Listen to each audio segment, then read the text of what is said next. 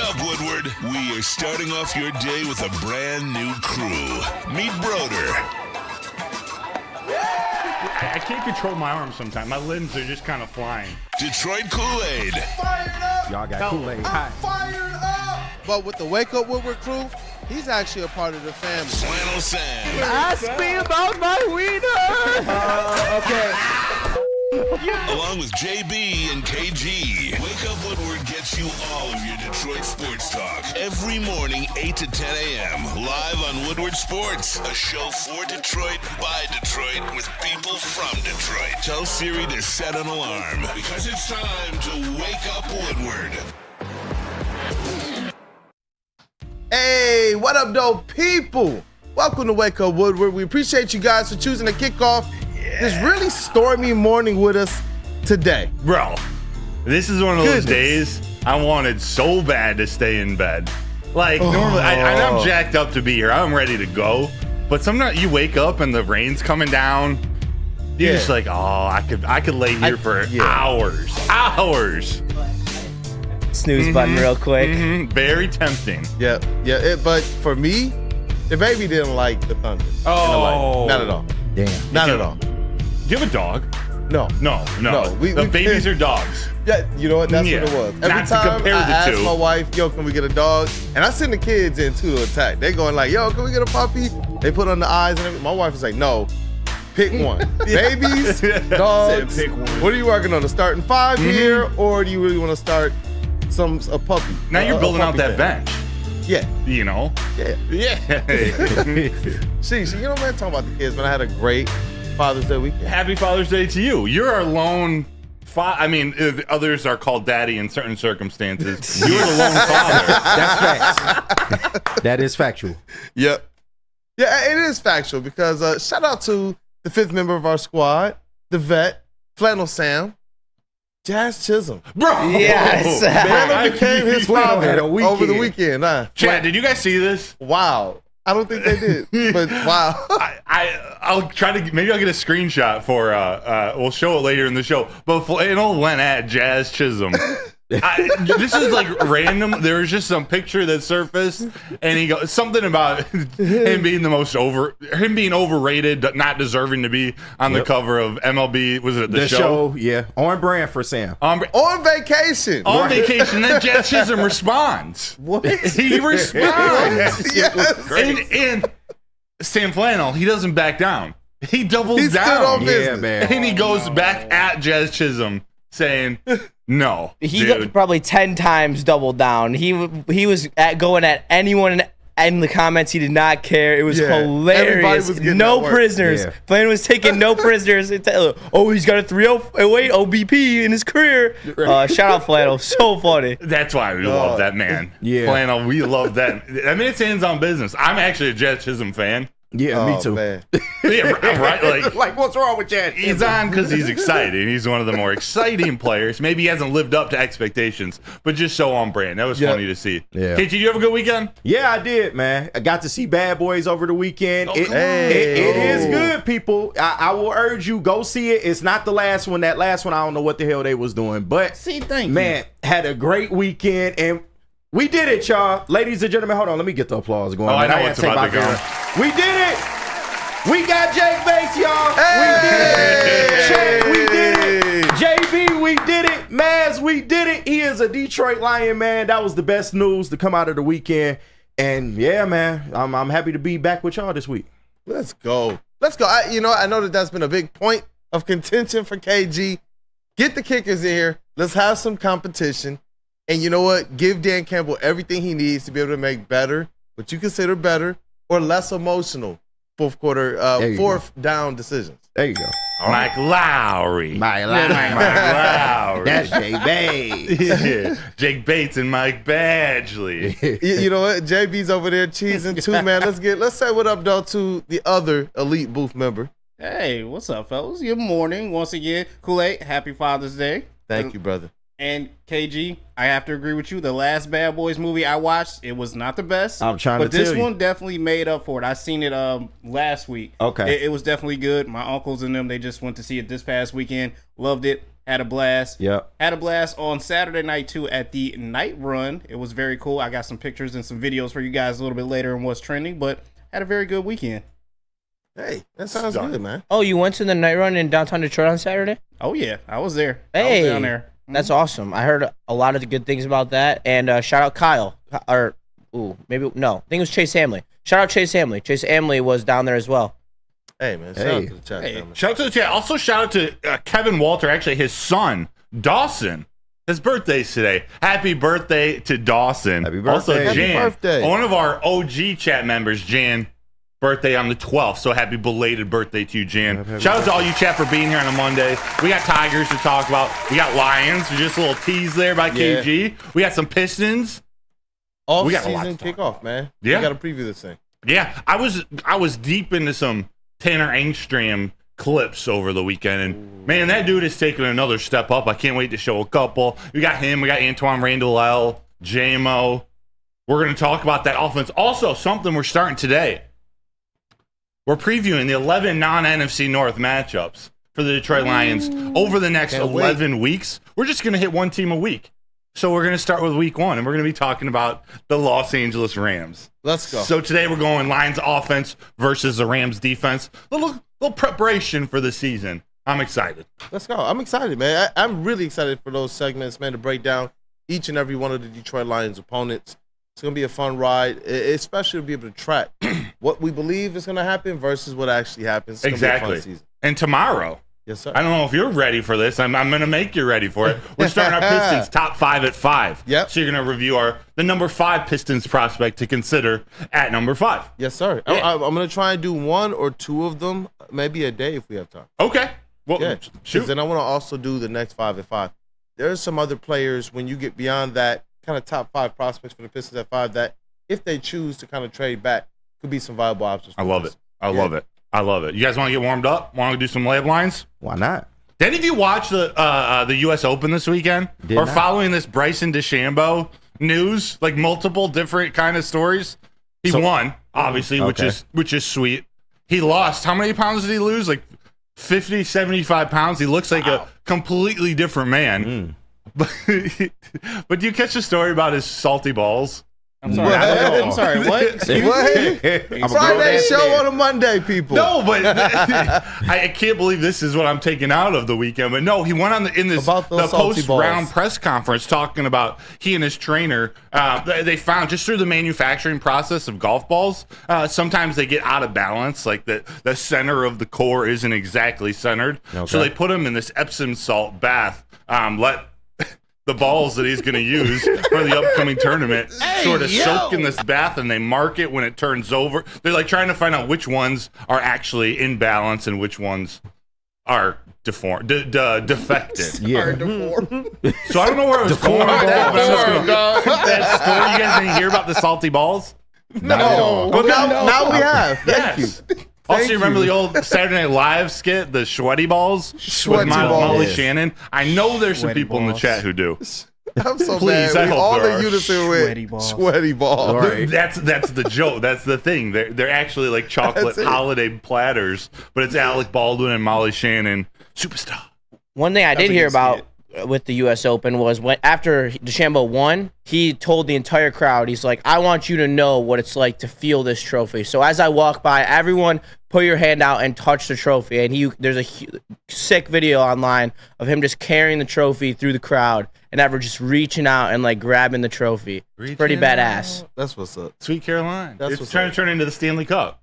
You know Everyone what, wants man? to touch. Yeah, it's cool to see some of those types of pictures and the kind of interaction between the fans and the champions who won. Like the last thing I can remember is 2004 Detroit Pistons championship parade. Yeah. And that was absolutely insane. Wild. But to be able to see that type of stuff too, where the fans are right there. I'm trying to get my hands on the Lombardi this next off season. Ooh. All right, second question. Oilers and Mavericks, they both steal a game. Something or nothing, boys. I mean, Don't all speak up at once. for the Oilers, it's nothing. I mean, you had to expect that McDavid and Draisaitl were going to come out with a bang one game, 8-1. It's a pretty big bang. Yeah, that's all So, I think. I mean, it's going back to Florida. Everyone says you want to win it at home, so see you at Game 5. Panthers at 5. Gentlemen sweep. Yeah, and with the Mavs, I never really want to count out a Luka Doncic, especially if he and Kyrie Irving are going to be going. But Boston has just looked like a completely different animal in this series. They're going back home to Boston, right? Offensively, win it on your home court. It just seems like they were kind of setting things up for that. I mean, that's what you're supposed to do. Could be a nothing burger. That's what you're supposed to do. Take it back home. Take the series home. Win it on your home court so the home fans can truly appreciate this trophy win.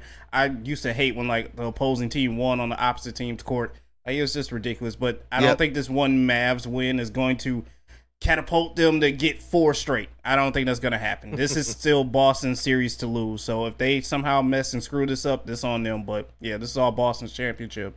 Yeah. Hey. Jaylen Brown to me is just kind of proven to taking that next step too. I love Jaylen Brown's game. Yeah.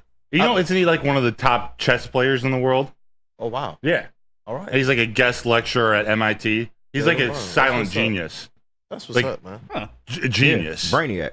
Yeah, stud. Speaking of the Pistons, speaking of basketball, Yes, sir. Fred Vinson hiring. Something or nothing, Kool-Aid. It's something. It's something. And who is he? He's brought in to help develop shooting. A shooting coach? Yep. He was a shooting coach within the Pelicans organization. And this is one of those situations where we're hoping that the Tell Them tree can be something that benefits the Detroit Pistons. We've seen it kind of work when you look at the Blake Griffin signing, pairing him up with Andre Drummond that made the playoffs.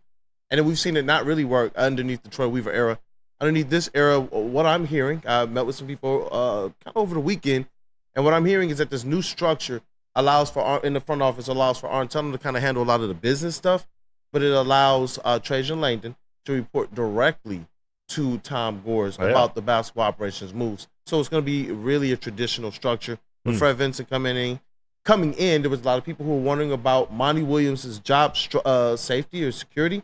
Mark Stein reported it's highly likely Monty Williams is effectively the coach next year, and that Fred Vinson will come in here to help this squad and hopefully improve the shooting, which he's had some success with throughout the league in the past. I'm pumped. I'm going to ask you about that a little bit more at 8:30 because there are guys he's helped shooting like Lonzo Ball. Remember how Lonzo Ball shot looked in L.A.? It was horrible. Versus New Orleans? Yeah. By the end of his time in New Orleans and then Chicago, completely different player. And he had one of the nastiest shots, or it was like over on one side. Right. Yeah. It was wild. Yeah, and just one more thing. I know we got the Pistons segment. Yeah. But what this hiring does do to me, it's very intriguing because the people who need the shooting help, it's not the people you would go out and sign to be able to come here and be 3-point shooters. You already notice what they're going to do.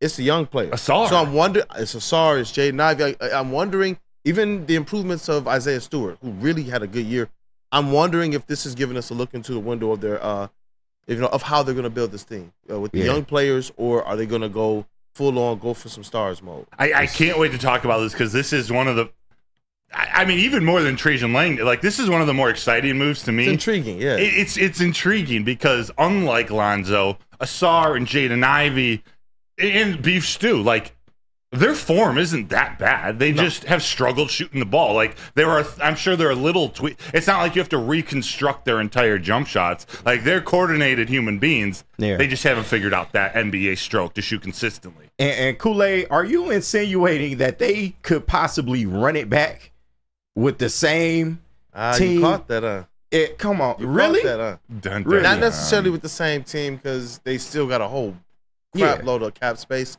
But in terms of believing in these players, either as it relates to starting lineups or foundational building blocks of pieces that can come off the bench, that's where if this front office to me, if it's coming in here serious about kind of building this team the right way, and hey, look, I haven't been in anybody's front office. Do I have some connects, some sources?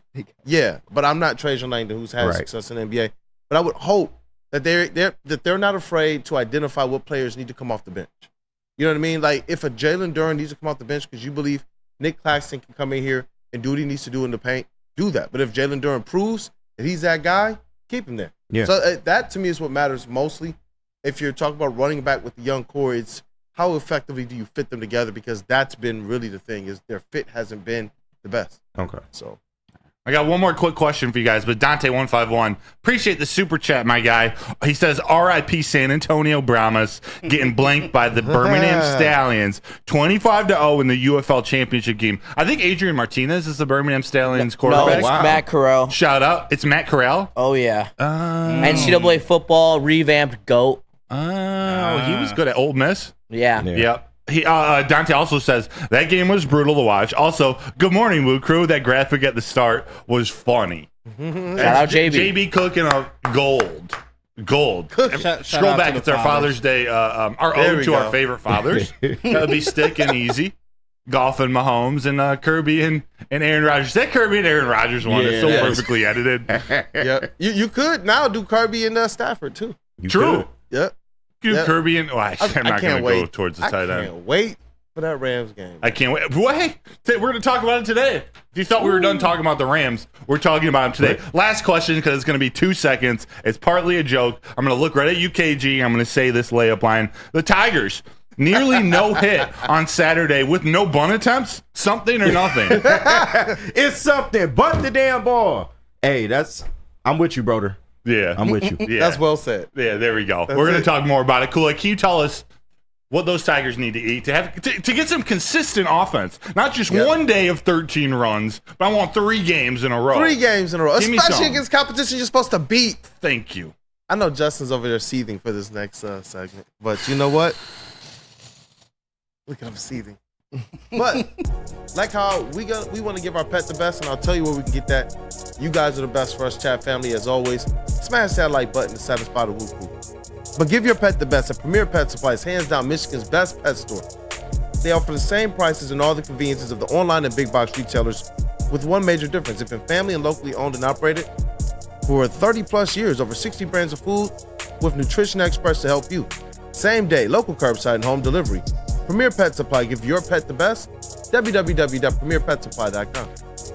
Come to any Lady Jane's Haircuts for Men and claim your throne for a king's treatment from one of our talented stylists. Open 7 days a week, walk in anytime. Just get to a Lady Jane's today and receive a precision haircut, scalp massage, hot lather neck shave, and a hot towel treatment. A haircut should not be a chore. It should be an experience. And that's exactly what Lady Jane's has to offer.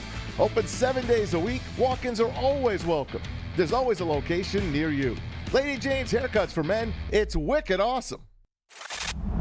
Love Woodward Sports? Love wearing clothes? Then you should be wearing Woodward Sports clothes. Check out our full line of merch at woodwardsports.com. Just click on shop. We have all your favorite designs, like Dan Campbell kneecaps, Woodward golf, and of course, our own logoed out merchandise. Men, women, infants, kids, all love Woodward Sports. Impress your friends. Impress your boss. Impress your dog. Buy Woodward Sports merch today.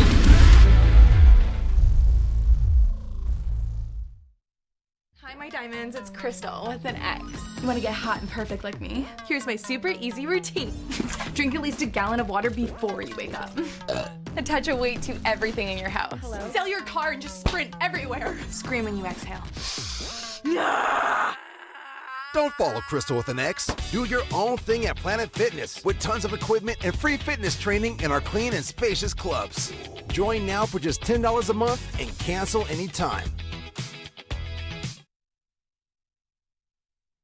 What happens when you run a great business for over 50 years? What? You expand Kool-Aid and you offer more products to more people. And that's exactly what Les Stanford did when they added Les Stanford Buick GMC. They still offer the same great service that their customers have come to know and trust. So go check them out on Woodward Avenue, just south of 9 Mile Road. Check out Les Stanford in Dearborn today. Go to lesstanford.com. That's Les Stanford Chevrolet. Together, let's drive. Let's drive. You guys know, as always, right down the legendary, the historic Woodward Avenue. Right down. And you know what? Right now is about the most April in the D type of time we're going to have. And I know we're not in April anymore, but like all of our sports teams are at least active in some way, shape, or form. We got a couple different drafts coming up, which is the Super Bowl for both of our Red Wings and our Pistons. Yes! We got the Tigers. They're playing games. You'll hear about that more. And then we got the Lions, who are making everybody happy. They make me happy. Hey, shout out. I'm so lucky. I get covering the Tigers and the Lions. I get a little bit of keep me level, keep me grounded, covering the Tigers. I'm more optimistic than most people, but still, there's a little difference between the Lions and the Tigers at this moment. And the Tigers, as we get into this segment, they continue to hover around that 500 mark. Their low was, I think 6 games under 500 right now. They sit 3 games. Three games under. Right now, they're 3 games under. Yes. I think at their low point in the season, they were 6 games under. Right now, they're at 3. Just for perspective's sake. Yeah. 34-37 on the season after losing the ASTROS series 1-2. they they had one game where, hey, they put up a whole bunch of runs, and other than that, really nothing else. Really nothing else. And it's getting to the point where it's like, okay, I want to be able to hold on to these preseason and these early season expectations that continue to hover around 500. But when you kind of look at the standings, you look at the gap that is being created in the AL Central as well as in the wild card. So even though they're still kind of hovering around 500, they're dropping kind of down that wild card race. At one point in time, they were the third team within that race. Now they've dropped down a lot. And is it time to be concerned? Not yet, but they're frustrating for every reason Alan W. just put up there. Can you throw that up there real quick again, JB? I got you. Second, here we go. The Tigers play like a World Series team once a week and then go back to not being able to buy a hit. That's a story of the series, the story of the last 2 months. We'll call it the story of the season. You get your one game, you're like, man, all right, there's some potential in these bats. Multiple bats are hitting. Riley Green, Colt Keith, Wenzel Perez all had 4 hits on Saturday. It's like you can see the picture that they're trying to put together. Yes. But then, this was actually the first weekend I was talking to Justin about it as we were prepping for the show. The first time I really recognized this feeling on Saturday after that 13-run game, it was like, oh man, we're gonna get like no hit tomorrow. We're gonna revert back to what we looked like on Friday when Scooble was on the mound, and that's exactly what just happened. That's exactly what happened on Saturday. I don't know if you guys saw in the notes, I put what went right, Tigers offense on Saturday, Jack Flaherty on Saturday, we'll talk about him, and Scooble on Friday for 5 innings. What went wrong, Scooble in the 6th inning on Friday, and then everything else. Yeah. It was pretty much. It was a brutal series because it had potential to be a good series. Like, you got Scooble on the mound. He was dominant through 5. Like, the Scooble we've come to know and love. And then all of a sudden, like the 4 fastest runs given up. I can remember. His first inning, I thought we were going in for one of those Scooble, all right, we really do need to start talking MVP type performance. 2 strikeouts in the first inning on Friday.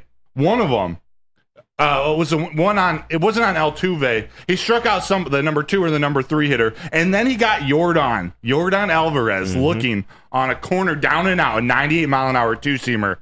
And then, the other strikeout he threw was like one of the filthiest changeups I've ever seen. But he looked dominant in the first inning, cruised through 5, and then they put up 4 real quick. It was like the game was over in a blink, in an instant. And then on Saturday they come and their bats could not be hotter. So they lost Friday 4-0. They end up winning on Saturday 13-5, and really it was 13-0. Mason Englert came in. He ended up giving up 5 runs. But their offense, Riley Green had 2 home runs. Colt Keith had a home run, his 3rd of the season. He had 4 hits that day. Wenzel Perez 4 hits. Everything was clicking on Saturday. Yep. I see Randall Smalls in the chat too. I assume he's one of the optimistic ones. He says this team will show in August and September. How do you feel about that? I hear KG too. I can't confidently say that. That's just me.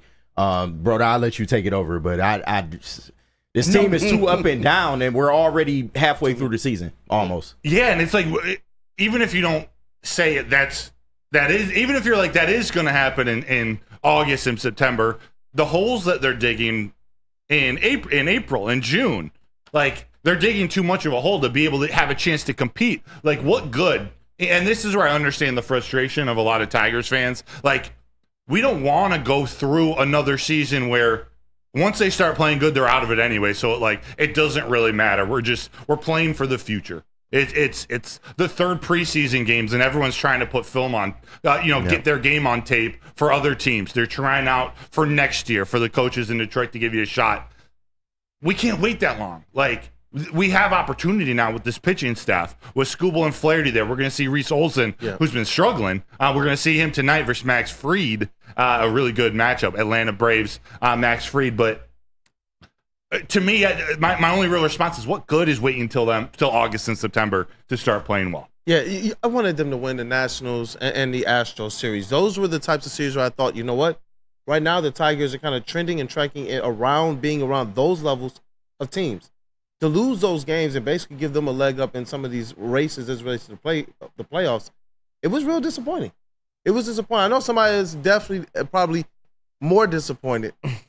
What up, though, that dude, Justin? Yeah, I mean, I'm disappointed because their choice to not make any moves is just continuously hurting them because of the fact they didn't make moves earlier in the season. Now you're going through these stretches where, like Broder's saying, they score, 13 runs one game, and you just know they're scoring less than 2 in the next game. And it's every other game. They don't show any type of consistency with their bats. They need more bats. And if they would have done it a month ago when we started talking about it, they'd be in a different situation. There would be more life in this lineup, and there's no doubt about that. If you add competent bats, what's that saying? The water level only rises when you bring in, I don't know, but like everyone rises to the level that you bring in when you bring in guys that even if they're rentals, you still will be in a better place with them than without them. And if you really want to see those kids take the next step, you bring in veterans that can help make an impact, like Canna and guys like that. And I don't know. I'm so tired of it, and I don't even know like I think anymore. you're speaking, you feel for a lot of people. Yeah, like that's the little bit of I don't want to judge the level of optimism, but it's so hard to hook onto something to see the brightness of the future, to see this team turn it around as is, which is difficult. Not only as a 500-ish team, but also a team that claims they're committed for these young bats to develop at the major league level. And it's so bleak. Like the shine is not shining that bright. And see, I don't think so, but I understand what you're saying. Like yeah, I know the bright spot. And we were talking about this the other day. The youth movement, and how even though the record doesn't show it, the team looks better. And yeah, the team does look better. And since we've had that conversation, I've started to look at that, and I agree, and I see what you're saying. But at the same time, we have a team that could compete for a wild card series, and if we have a team that's able to compete in that way, why are we not reaching for it? Why are we not trying to grab that? Because there are moves that you still can make that affect your long term in a positive way, and not just our short term band-aids. And that's, I guess, where now that we're just sitting and waiting and doing nothing, we're just falling down and down and down. And now we have to go play the Braves, who are one of the best teams in the NL. We're just not in a good spot right now, and that's clear cut how it is. The way I like to look at it real quick, and I'll pass it to you. Amon-Ra St. Brown, he didn't come on until like the 8th, 9th game of 2021, like the brutal year for the Lions, where it was the start of the turnaround. The Brashad Perrimans are number 1 in training camp before even he gets cut. To me, overdoing it in terms of going out and getting free agent bats, rentals, it's like going out and getting a receiver to take that the snaps, the targets you were going to give to St. Brown at the end of that 2021 season and the beginning of the 2022 season, where he was really starting to find out what kind of player he was, going through the ins and outs of being an NFL wide receiver, an NFL player, realizing that Amon-Ra St. Brown's confidence can actually translate to the field despite some struggles here and there, despite going up against number 1 DBs. Like, he got to play through that during the rough times. We weren't calling for Amon-Ra St. Brown to be cut. We didn't know what he was going to be until that 2022 season. That doesn't make it any more exciting right now. We want to see W's. We want to see hits. We want to see consistency. But they're trying to figure out, can that consistency come with these guys? Riley Green included. Riley Green, Cole Keith, Parker Meadows, Spencer Torkelson, Justin Henry Malloy. There's a pretty good core that they're trying to figure out. Are those guys a part of it? Are those guys going to join the Kevin McGonigal's, the Max Clarks, the Scott Harris drafted players? Or are they going to be moved at this deadline or next deadline or in some trade coming up? To be determined. We're living through them working through it. Yeah. And I guess my question would be, and shout out to Ed Catalyst in the chat, the Tigers are further than one hitter away from consistent offense. Yes. I guess that's kind of where I'm at right now. Yes, we love to say if they made 1 or 2 moves, the offense would just gradually be better, which may be the case. But how far are the Tigers from actually having good offense? Because it seems like when they have games like this weekend, that it's more than just 1 or 2 hitters. A lot of our core pieces are in AAA right now. You look at Torque, you look at Parker Meadows. These were guys that were supposed to be a part of your core, and they're not. We have inconsistencies. Riley Green's been good lately, but we just have inconsistencies with a lot of the young players, and we just don't know How big of a hole is this offense actually? I think that's what makes this season really interesting. What I was going to say earlier, it kind of fits right with this. And I think the conundrum that fans like Justin find themselves in is the fact that they're still assessing, like you're saying. You know, who knows what their expectation was entering the season. But then when you do enter the fact that, the Tigers are flirting with 500. The Tigers are showing potential to be a team much better than a lot of people expected them to be. And if they just made a few tweaks, maybe they find themselves in the playoffs, in the wild card. You know what I mean? Because I agree with KG where it's like, what is one or two bats going to do to this overall lineup to make this, as it relates to the long-term success, but as it relates to the short term, that's where I can kind of relate to what you're saying, Justin, as well. This team is in position right now to be able to strike for at least the wild card playoffs. Do you go out there while the iron is hot and press it? But then more to your point, because I can see both sides of it, especially when you kind of relate this thing to the Detroit Lions, you kind of want them to be able to take their time assessing, get this thing completely right. You don't want to undercut somebody who might just be going through a slump or still figuring out the game as a young player.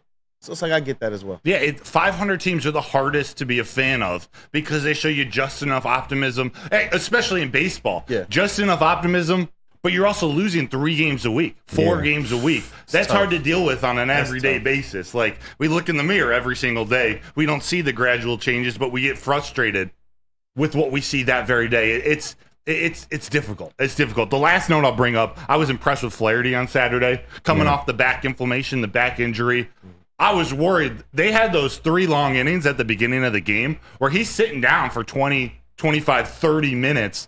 That's like the worst thing for your back. You finally come back, you're warm, then you go have to sit down for 20, 25 minutes, 3 times while the offensive scoring runs. But he came out. He looked really sharp again. His fastball is electric. It's not like 100 miles per hour electric, but it's like swing and miss electric. It's making his slider look good. Jack Flaherty, I'm about ready to say he's back. He's back into his 2019 form.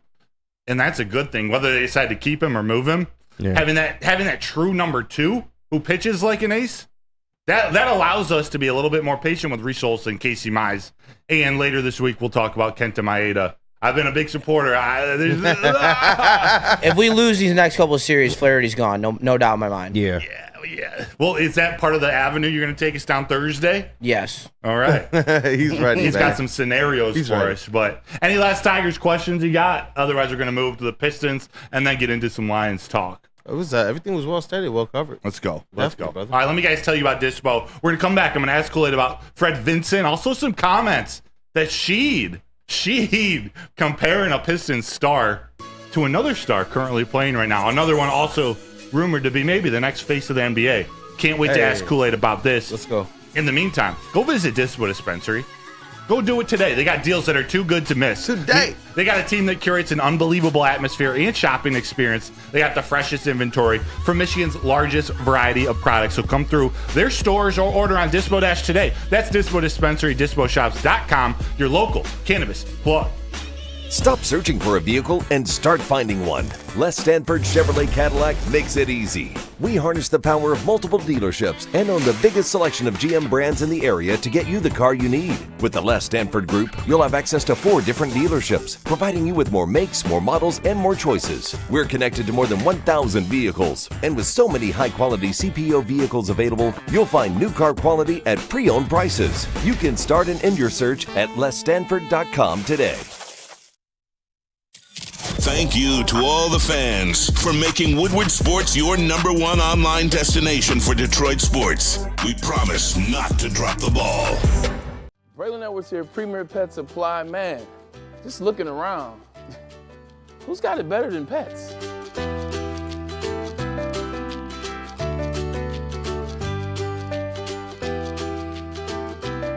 Come on, a baby stroller for Coda?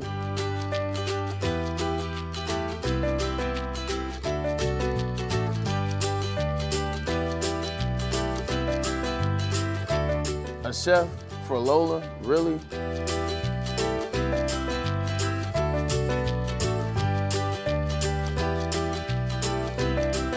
You don't have to tell me who the real boss here is. Who's got it better than pets?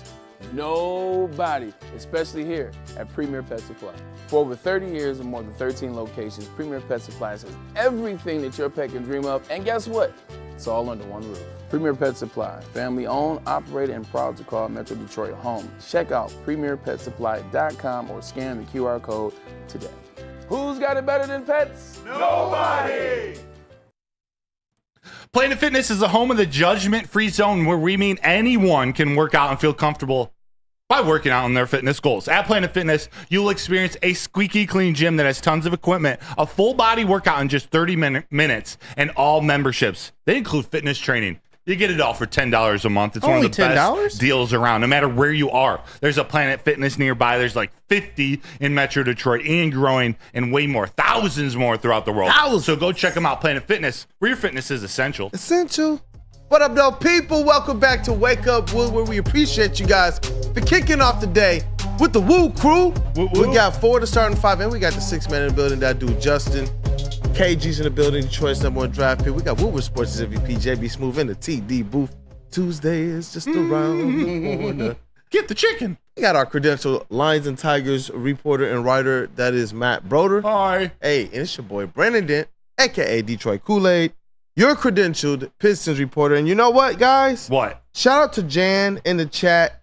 Listen to Jan, okay? She says, caress the like button. Thank you. Go on ahead. Do it for her birthday. Hey, do it for her birthday. Caress, satisfy, smash. Whatever your preference is. Do it Go for ahead Trey and Songz. do that. Me and Trey Songz got beef. Yeah. We're gonna talk that. We're gonna tell that story one day. Chin music. Trey Songz. You know music. what? Yeah. Yeah. Kool-Aid, a little slightly off topic here. Yes, sir. But we're getting into basketball. So hypothetically, Klay Thompson and Draymond Green become available to the Pistons. Which would you rather have? Would you rather have Klay Thompson or Draymond Green? Man, part of me wants to go the defensive thing and say, you know what? We need the toughness. We need the defense. We need what Draymond can bring. But the Pistons need shooting. We kind of talked about it, and you guys are right, in my opinion.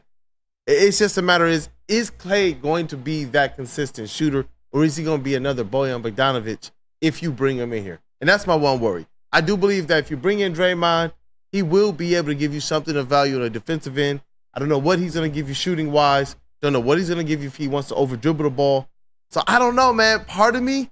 No, bro. I got to. Bro, you're a basketball guy. I got to. Draymond coming in would make this team that much worse at shooting. We cannot be getting worse at shooting the basketball. It says nothing to do with Michigan State. What happens if Klay Thompson comes in here and he lays a dud from behind the arc? He's not contributing anything else.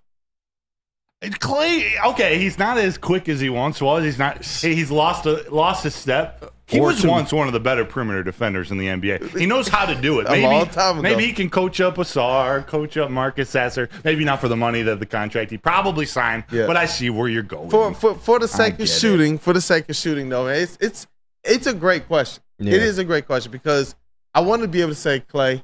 I want to be able to believe that he'll come in here and he'll be that guy from behind the arc. Maybe not what he once was, but somebody can come in here and be a consistent 37% three-point shooter.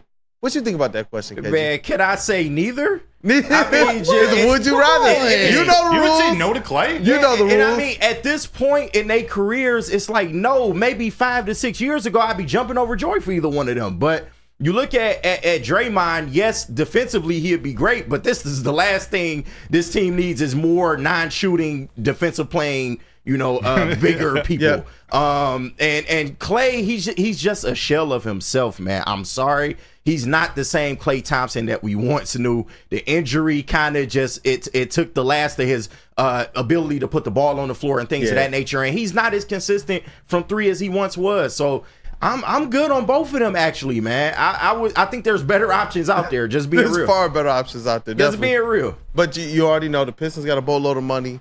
And as you would have been jumping for joy for either one of those guys 3 or 4 years ago, I'm sure one of those guys are jumping for joy for the Detroit Pistons to say, you know what? Take this cash, come over here. Those are not the stars that we're talking about when we say, you know what, go out there and find like all-star level or all-star type players. Those are not those guys. And maybe if this team was further along, I'd be more on board with a Klay or Draymond move, but they are just not there right now. We need to find identity. We need to figure out who is going to be here, a part of this core long term. Yeah. that right there is the crucial aspect of it. And it sucks because this past year was supposed to be the assessment for that. Yeah. So it's like, is Trajan Langdon and Co. entering into this season looking to start that all over again? You know, you got that Monty Williams graphic just so we can for the people. Yeah, give me one second before to Monty fix Williams. Yeah, for the Monty Williams one. Let's just to reset it. Let's talk about the Fred Vinson news just real quick. For the Woodward Pistons fan as well. Of course. Yeah, that graphic should be up next. Oh yeah, there it goes. There it goes. Yeah, Fred Vinson is joining Monty Williams' Detroit Pistons staff as an assistant coach. I wanted to be able to put this one on first because it instantly sent kind of social media a buzz, Pistons fans a buzz, like, yo, so does that mean that the assessment of Monty Williams that Trajan Langdon was going to do, does that mean that Monty Williams is staying? And then that next graphic with Monty Williams on it, we got the breaking news that via Mark Stein that Monty Williams is going to be retained by the Detroit Pistons. That should be the next graphic on there, bro. Yeah. Oh, got to fix that one up still. Yeah. That's a big Monty. That's a full Monty. Full Monty. But no, we can go back to the K one because where this thing starts, and we're going to do an off-season kickoff. I know that the NBA draft is next Wednesday, next Thursday. The Woo Crew is going to be running the show. In the years past, I've had different cast of characters help me with the Woodward Pistons kind of NBA draft coverage. This year, we're doing an all-out kind of off-season kickoff. We got to get this thing right, man. Yeah. And so we're going to be asking all of the questions at the press conference and trying to make things work. But where this thing starts is right here with this guy, Cade Cunningham. And Rasheed Wallace had some big words to say about Cade. He said, I F with Cade. I really like him because he's a big point, as in point guard. As we always say about Scotty, and I believe that's Pippen, and Edwards and Luka, or maybe he's talking about Scotty Barnes. He said he's a point forward. I like the comparison. Everything starts here. Just like with the hypothetical when we talk about Draymond and Clay, if you had to pick one, naturally you'd pick one you believe compared with Cade Cunningham. And that's where this thing needs to start.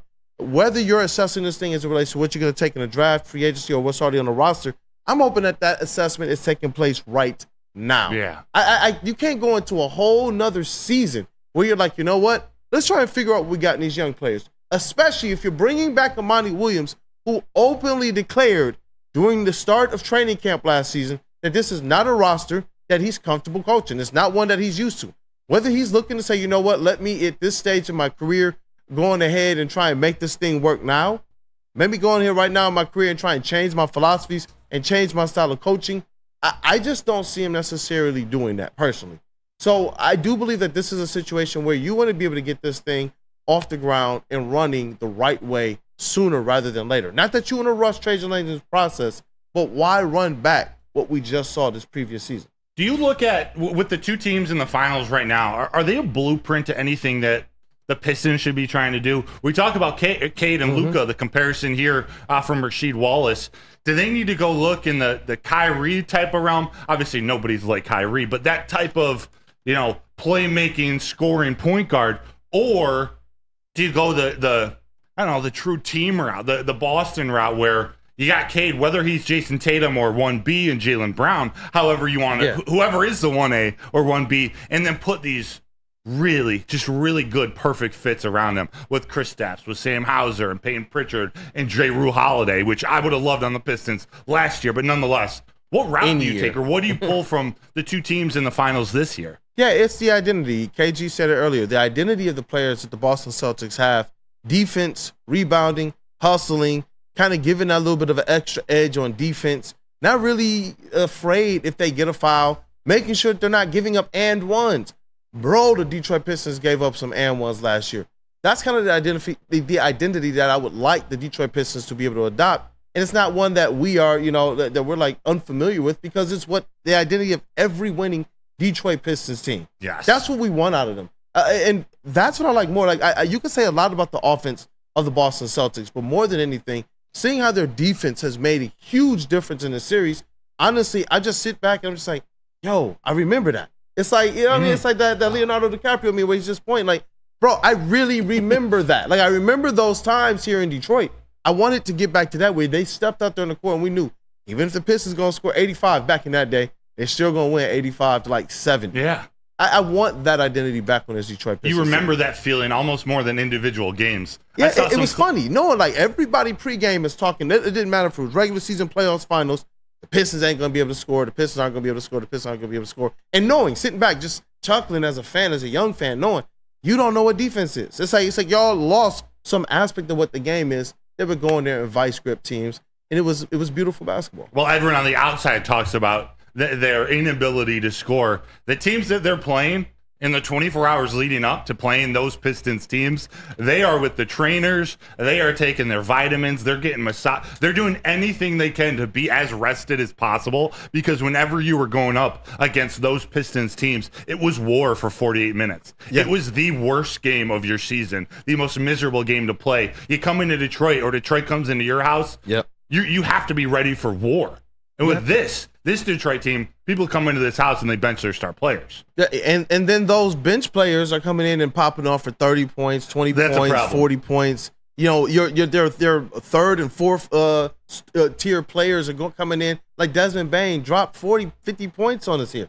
Like that was crazy to watch. We were all sitting there saying, when we were trying to figure out which one of these games is going to break the streak, when they were on that long historic losing streak, Desmond Bain came in here and said, I don't know why y'all penciled us on your calendar just because John Moran is out. And he dropped a bucket on our heads, man. It was crazy to be able to see something like that. And it's just like, you know what? If they had a little bit more of an identity, a little bit more of an edge, a little bit more of a flair, and sometimes that does have to be taught. It does. A lot of times players are worried about fouls, they're worried about trying to play the game the right way. And sometimes playing the game the right way is your coach being able to put you in a position to have that right amount of edge. That's what we liked about Larry Brown. The Pistons played defense before him, but it got a little bit nastier, a little bit grittier, a little bit dirtier when Larry Brown took over the reins. It wasn't just what he did to unlock Chauncey Billups as a player, and this is why we got Monty Williams up here right now. It's going to be, if he's the guy, if he's the coach, it's going to be on him to make sure that these players can take that next step and can understand and can be taught. You got to have these guys going out there and looking like they know what they're doing, because the defense, in my opinion, looked like it regressed this season more so than it did last season. And I thought they had more talent this year. Which it shouldn't have. It shouldn't have. Like, that's what we need to see.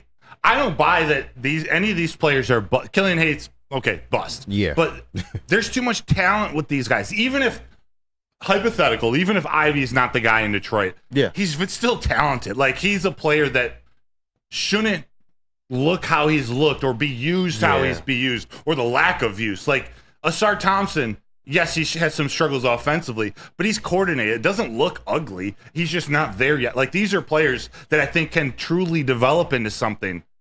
And that's now on Monty and this coaching staff. That's part of when we heard about him coming, and Jarrett Jack and now Vinson. Like this is, we need to see that now. If Monty is the guy, whether he gets, commitment for this full season upcoming, or does he start on the hot seat? I don't know. We better see development from the very start. Like, we need to see these guys getting better. Yeah. And that's what, obviously a lot of the young guys are talking about, the exit interviews.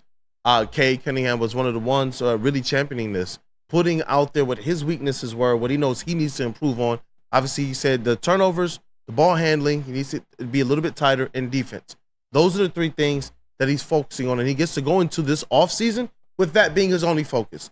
Not recovering from injury, not rehabbing from a surgery, not resting all summer. This is the first summer of his NBA career where he's able to just go in, knowing now what the NBA is, knowing that he can perform in this NBA, and just do work.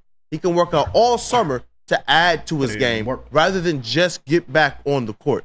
And that to me is that needs to be the theme of the Detroit Pistons. All of these guys work to get better this year. Everybody's going in healthy. Obviously, Simone Fontecchio is the only one that really had some type of a serious injury that required surgery, but he's going to be back in no time. Go out there and work to get better. I like what they have in Simone Fontecchio. More of those players, please. A lot more of those players. I like Asar Thompson, but he should be the only mold or archetype of player like that on this Pistons roster. When you start to have more than those guys on this team, it starts to make things a mess for Cade Cunningham, who needs the floor space. He don't need just shooters, but at least players that will cut.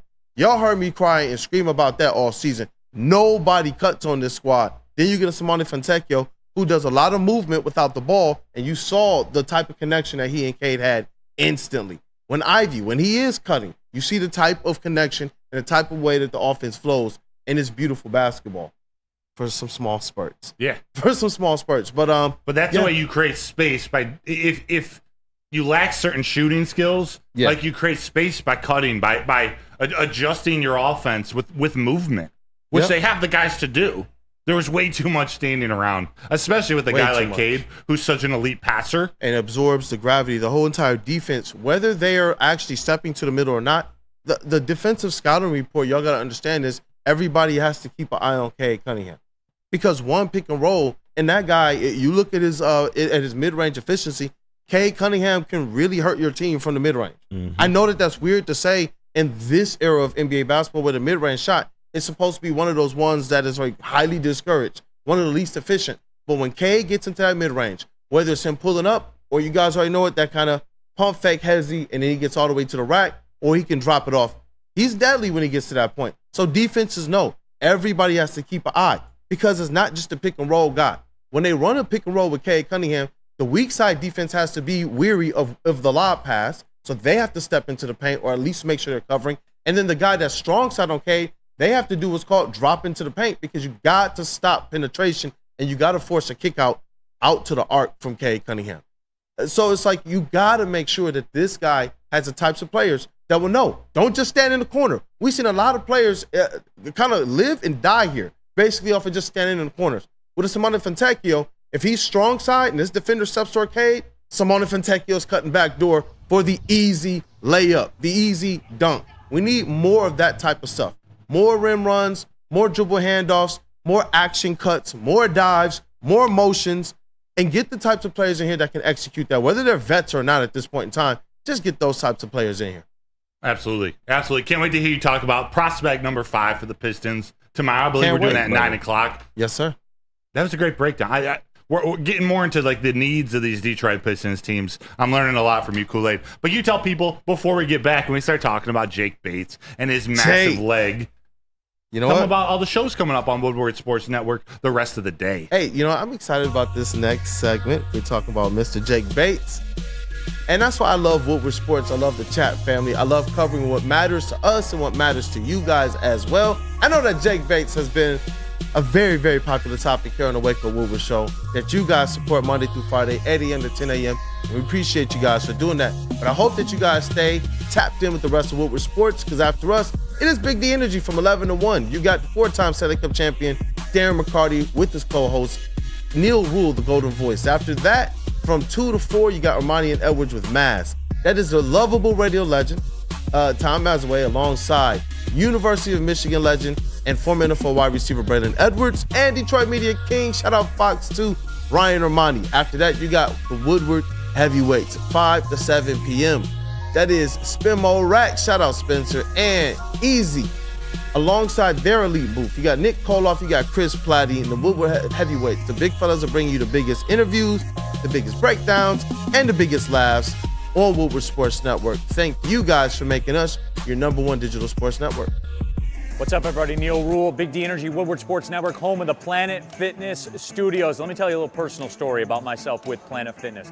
Planet Fitness helped me change my life, and it can do the same for you. The best gym in the gym game. The clean facilities, tons of cardio equipment, tons of weights as well. And look, through all the price increases, inflation, all that, hasn't happened at Planet Fitness. Still $1 down, $10 per month, $24.99 a month for the Black Card as well. It's Planet Fitness, everybody, where your fitness is essential. The most talked about Detroit media by other Detroit media, and we love it. It's the Woodward Sports Network.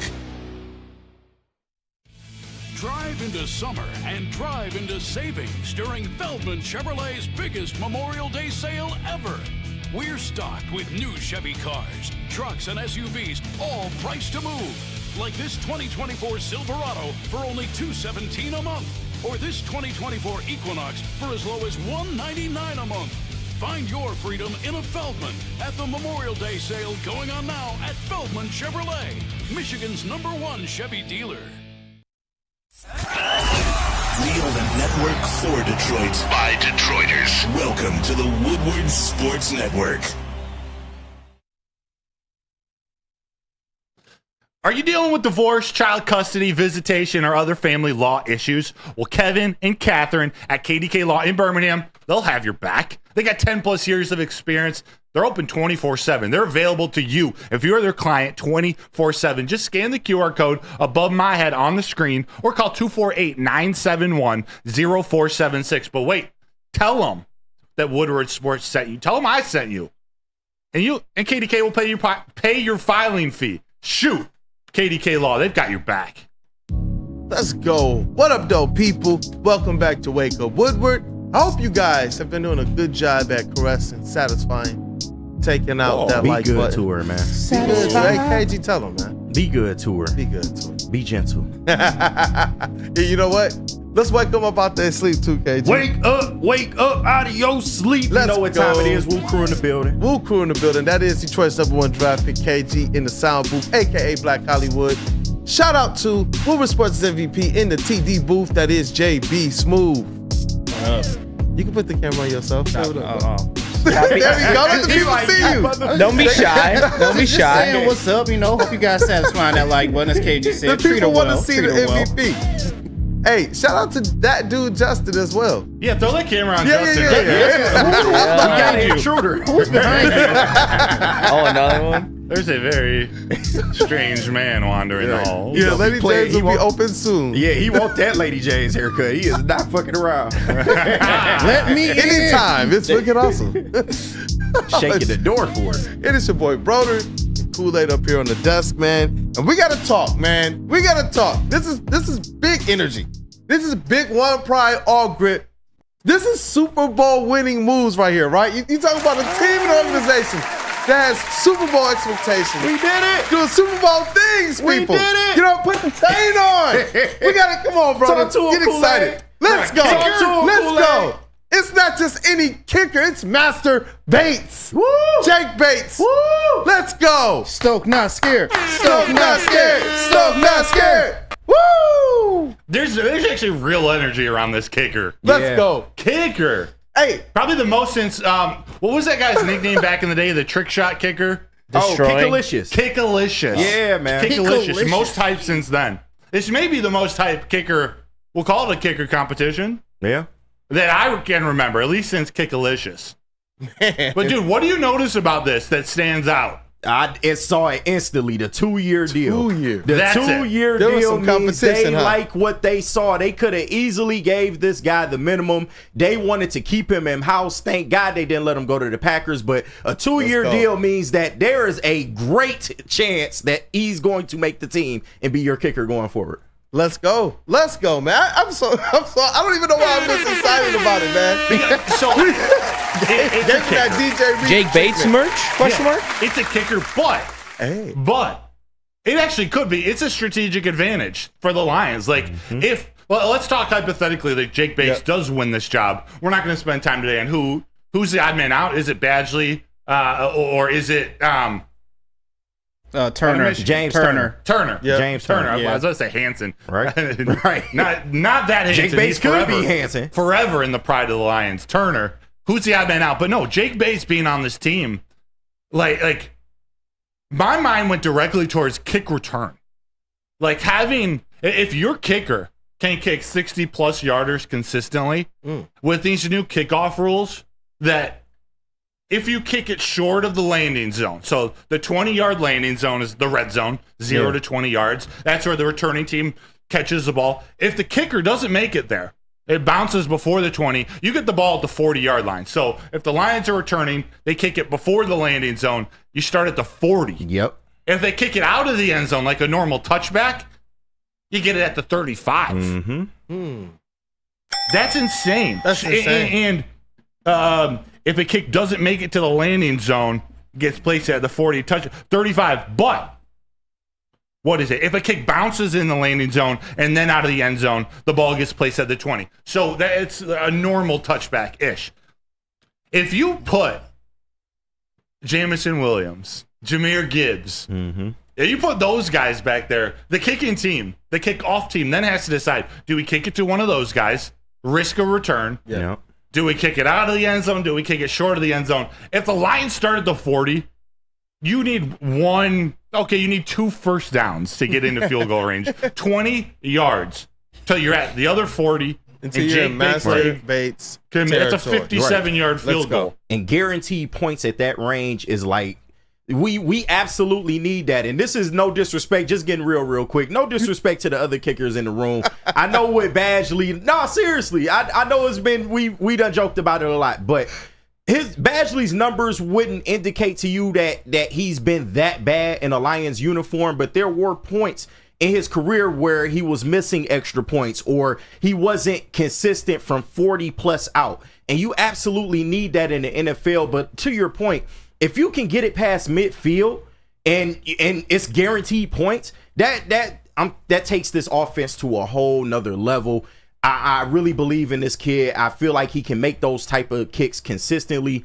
And man, having that as an asset, I know we talk a lot about Dan Campbell with his decision making. I still want Dan Campbell to do him, but just knowing you had that security blanket back there is everything. That's the thing. Even if it's not a guaranteed make after 60, if you got that on your roster, if that's something that is up your sleeve, the other team has to prepare for that. Absolutely. JB, I know you got to be jacked up about this. Look at him over there. He can't get the smile off his face. He over there cheesing. We did it. What part of it are you most excited about?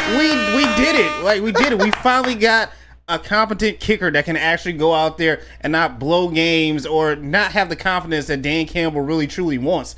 And even though there's still some debate who will be the odd person out in this whole kicking squad, the kicking room that you have, but Brad Holmes isn't afraid to go into the season with 3 kickers and have 2 on the practice squad if need be. He already has stated that. But still, I think this is Jake Bates' job to win. The contract says it right there. 2 years. They are confident in this guy. And he has experience kicking at Ford Field to begin with anyway. So it's perfect. He has NFL experience too. He was the Texans preseason kicker like a year ago. So he does have a little bit of NFL experience. There's so much confidence in, like, I don't know, Dan Campbell's just going to have so much confidence in this guy to go out there and just nail any yard kicks that he has. Like, this is perfect. This is so beautiful. We waited for this moment for so long just to have a kicker on this team. This is amazing. Super Bowl, baby. And just real quick to add to that, I think the underrated part of this is that the Lions take field or special teams more seriously than any other team in the league. Dave Phipp, I think that's going unnoticed about this. He is probably the best special teams coach in the league. And now you're getting a long bomber, a guy that can hit 60 plus. Like, go ahead, brother. Go ahead, man. No, we did it. 13 games in a dome. We made this it. year. Bonus. And I was just thinking while JB was talking, this could be the first time while a 2-year contract signals a commitment, doesn't necessarily mean he's won the job yet. No. Could this be our first like developmental kicker that we're seeing, like, hey, maybe they keep Badgley as the number 1 this year or for part of the year, the guy that you trust, while bringing up Jake Bates, building up his confidence. Aaron Rodgers. However that look, I don't know really what development of kicker is. To me, you kind of have it or you don't. But I'm just kind of going down that route. They're not looking. They don't necessarily need him to kick off. They still have Jack Fox. It's actually going to be interesting to see what the Lions / all teams do on kickoff, because with these, there have been talks to some guys, you know, whether they're teaching a linebacker or a safety or a DB to kick off, or they have someone on their roster that can do that, a non-kicker, so that you have an extra tackler out there on the field. There are going to be some interesting things that we see on kickoff and kick return. And we'll talk more about it. But to me, this move is about adding a weapon, another thing that the other team has to prepare for, and another weapon in terms of the Lions' field position game. Winning the field position game is as important as anything in the NFL right now. It's why they focus on special teams. It's why Jack Fox, at the time, I think he was the highest paid punter in the league, or maybe highest paid special teams player. And it's one of the reasons they go for it so much. They play the analytics game. They play the field position game. So this falls right into the Lions' favor, man. It really does. I'm excited to see how they utilize him. Yep. And that's a perfect segue. Matthew Kruger, Broder. Even though we got Bates, I'm still in support of MCDC going for it on 4th down. Stokes not scared. Oh, yeah. Absolutely. Yeah. It's having this in your back pocket. You have this as an option now. Yeah. You know, this on 3rd down, the defenses have to think about that. The Lions can do whatever they want on 3rd down, as they've proved running it on 3rd and 10. Like, how many times that blew me away last year? Had to be 4 or 5 times. 3rd and 10, they're doing halfback draws. 4 first downs. Hey, shout out to Burn for the $5 super chat. Burn! We're still going for 4th downs after 40 yards, and I don't care. The real edge is pinning other teams to starting on the 20-yard line. And you know what? That aside from what this could mean for the new kickoff rules, obviously everybody's going to be talking about what this means for Dan Campbell and his coaching style and strategy. Maybe that does deserve more of a light on it, because I know, KG, you're hoping that something like this allows them to make less emotional decisions. Yeah. Not that they don't still play to their strengths or to their style, but that it gives them just more of an edge. Yeah, like another tool in the belt. Absolutely, and I've been saying it. You just want them to be able to have this in their back pocket. Like, I don't want Dan Campbell to change. I know that's been a big thing. I'm not asking for that, but to just know that you have a security blanket back there and it's damn near guaranteed every time, man. There's nothing like that. We haven't had a kicker that consistent since Matt Prater. Damn near going back to Jason Hanson. Like, this is something that this offense needs, man. I'm telling you. Exactly. So James in the chat makes a good point. What do you guys think about more fourth down attempts? Because a made field goal means you got to kick off with the new rules. So just like around the league, we might be seeing more 4th down attempts because of how these rules play out. Teams going for it on the 45 when maybe normally they try to pin them down, just because it's difficult now. Going to be interesting. A lot to think about. Yeah. Let's get into this Lions offense here in the next segment. We're going to get into the Rams defense. Again, as a reminder to everyone, each week we're going to be previewing one of the non-NFC North teams. There are 11 that the Lions play this upcoming season. We're just going to do a little brief preview of their offense, of their defense, what this game might be looking out. We've obviously talked a lot about Matty Stafford and the Rams more often in the offseason than maybe normal, but we got to start with the Rams week 1. Yeah. Can I preview booing them kids? Is this a chance for me to get my practice in to boo children? What we need right now, I think, we need a camera that's pointed out, like out this window, down on the sidewalk, that we can see your face and the kids walking each day. So you can practice each day in front of everybody live. Broder, this is why I rock with you, man. Now you cooking with grease, my dog. Whatever we got to do to get better for the upcoming season, fans included. Yeah. You got to practice. Yeah. We're a part of the team, too. We are. We're going to be huge this year. 12th man. 12th man. Kool-Aid. Yes, sir. Tell them about Lady Jane's. You know, I got to tell you guys about something awesome.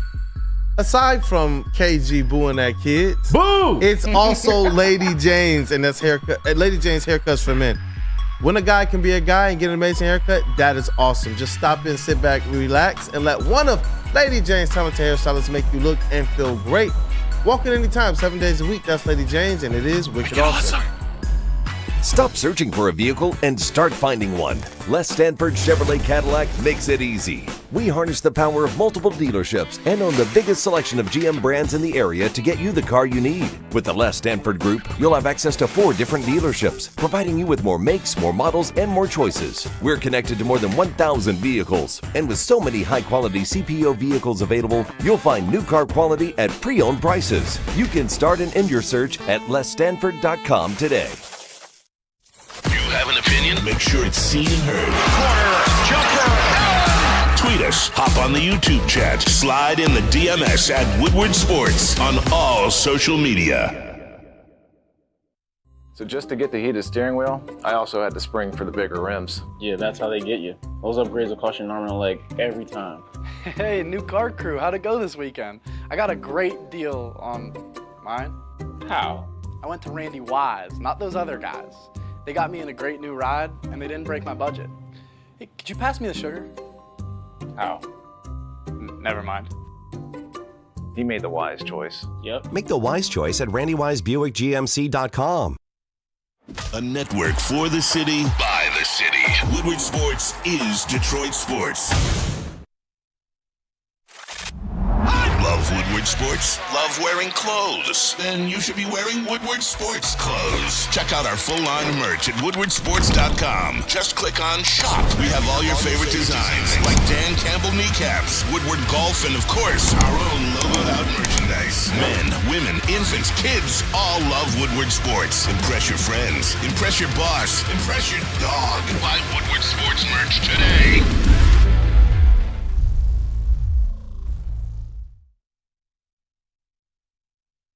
Let Guardian Alarm offer you customized solutions from real experts. Our professional technicians, they take the time to recommend security and automation solutions specific to your needs. It is 24/7 professional monitoring. Call us anytime, day or night, and know that a Guardian team member will stay on the phone with you as long as needed, because it is technology that's backed by people.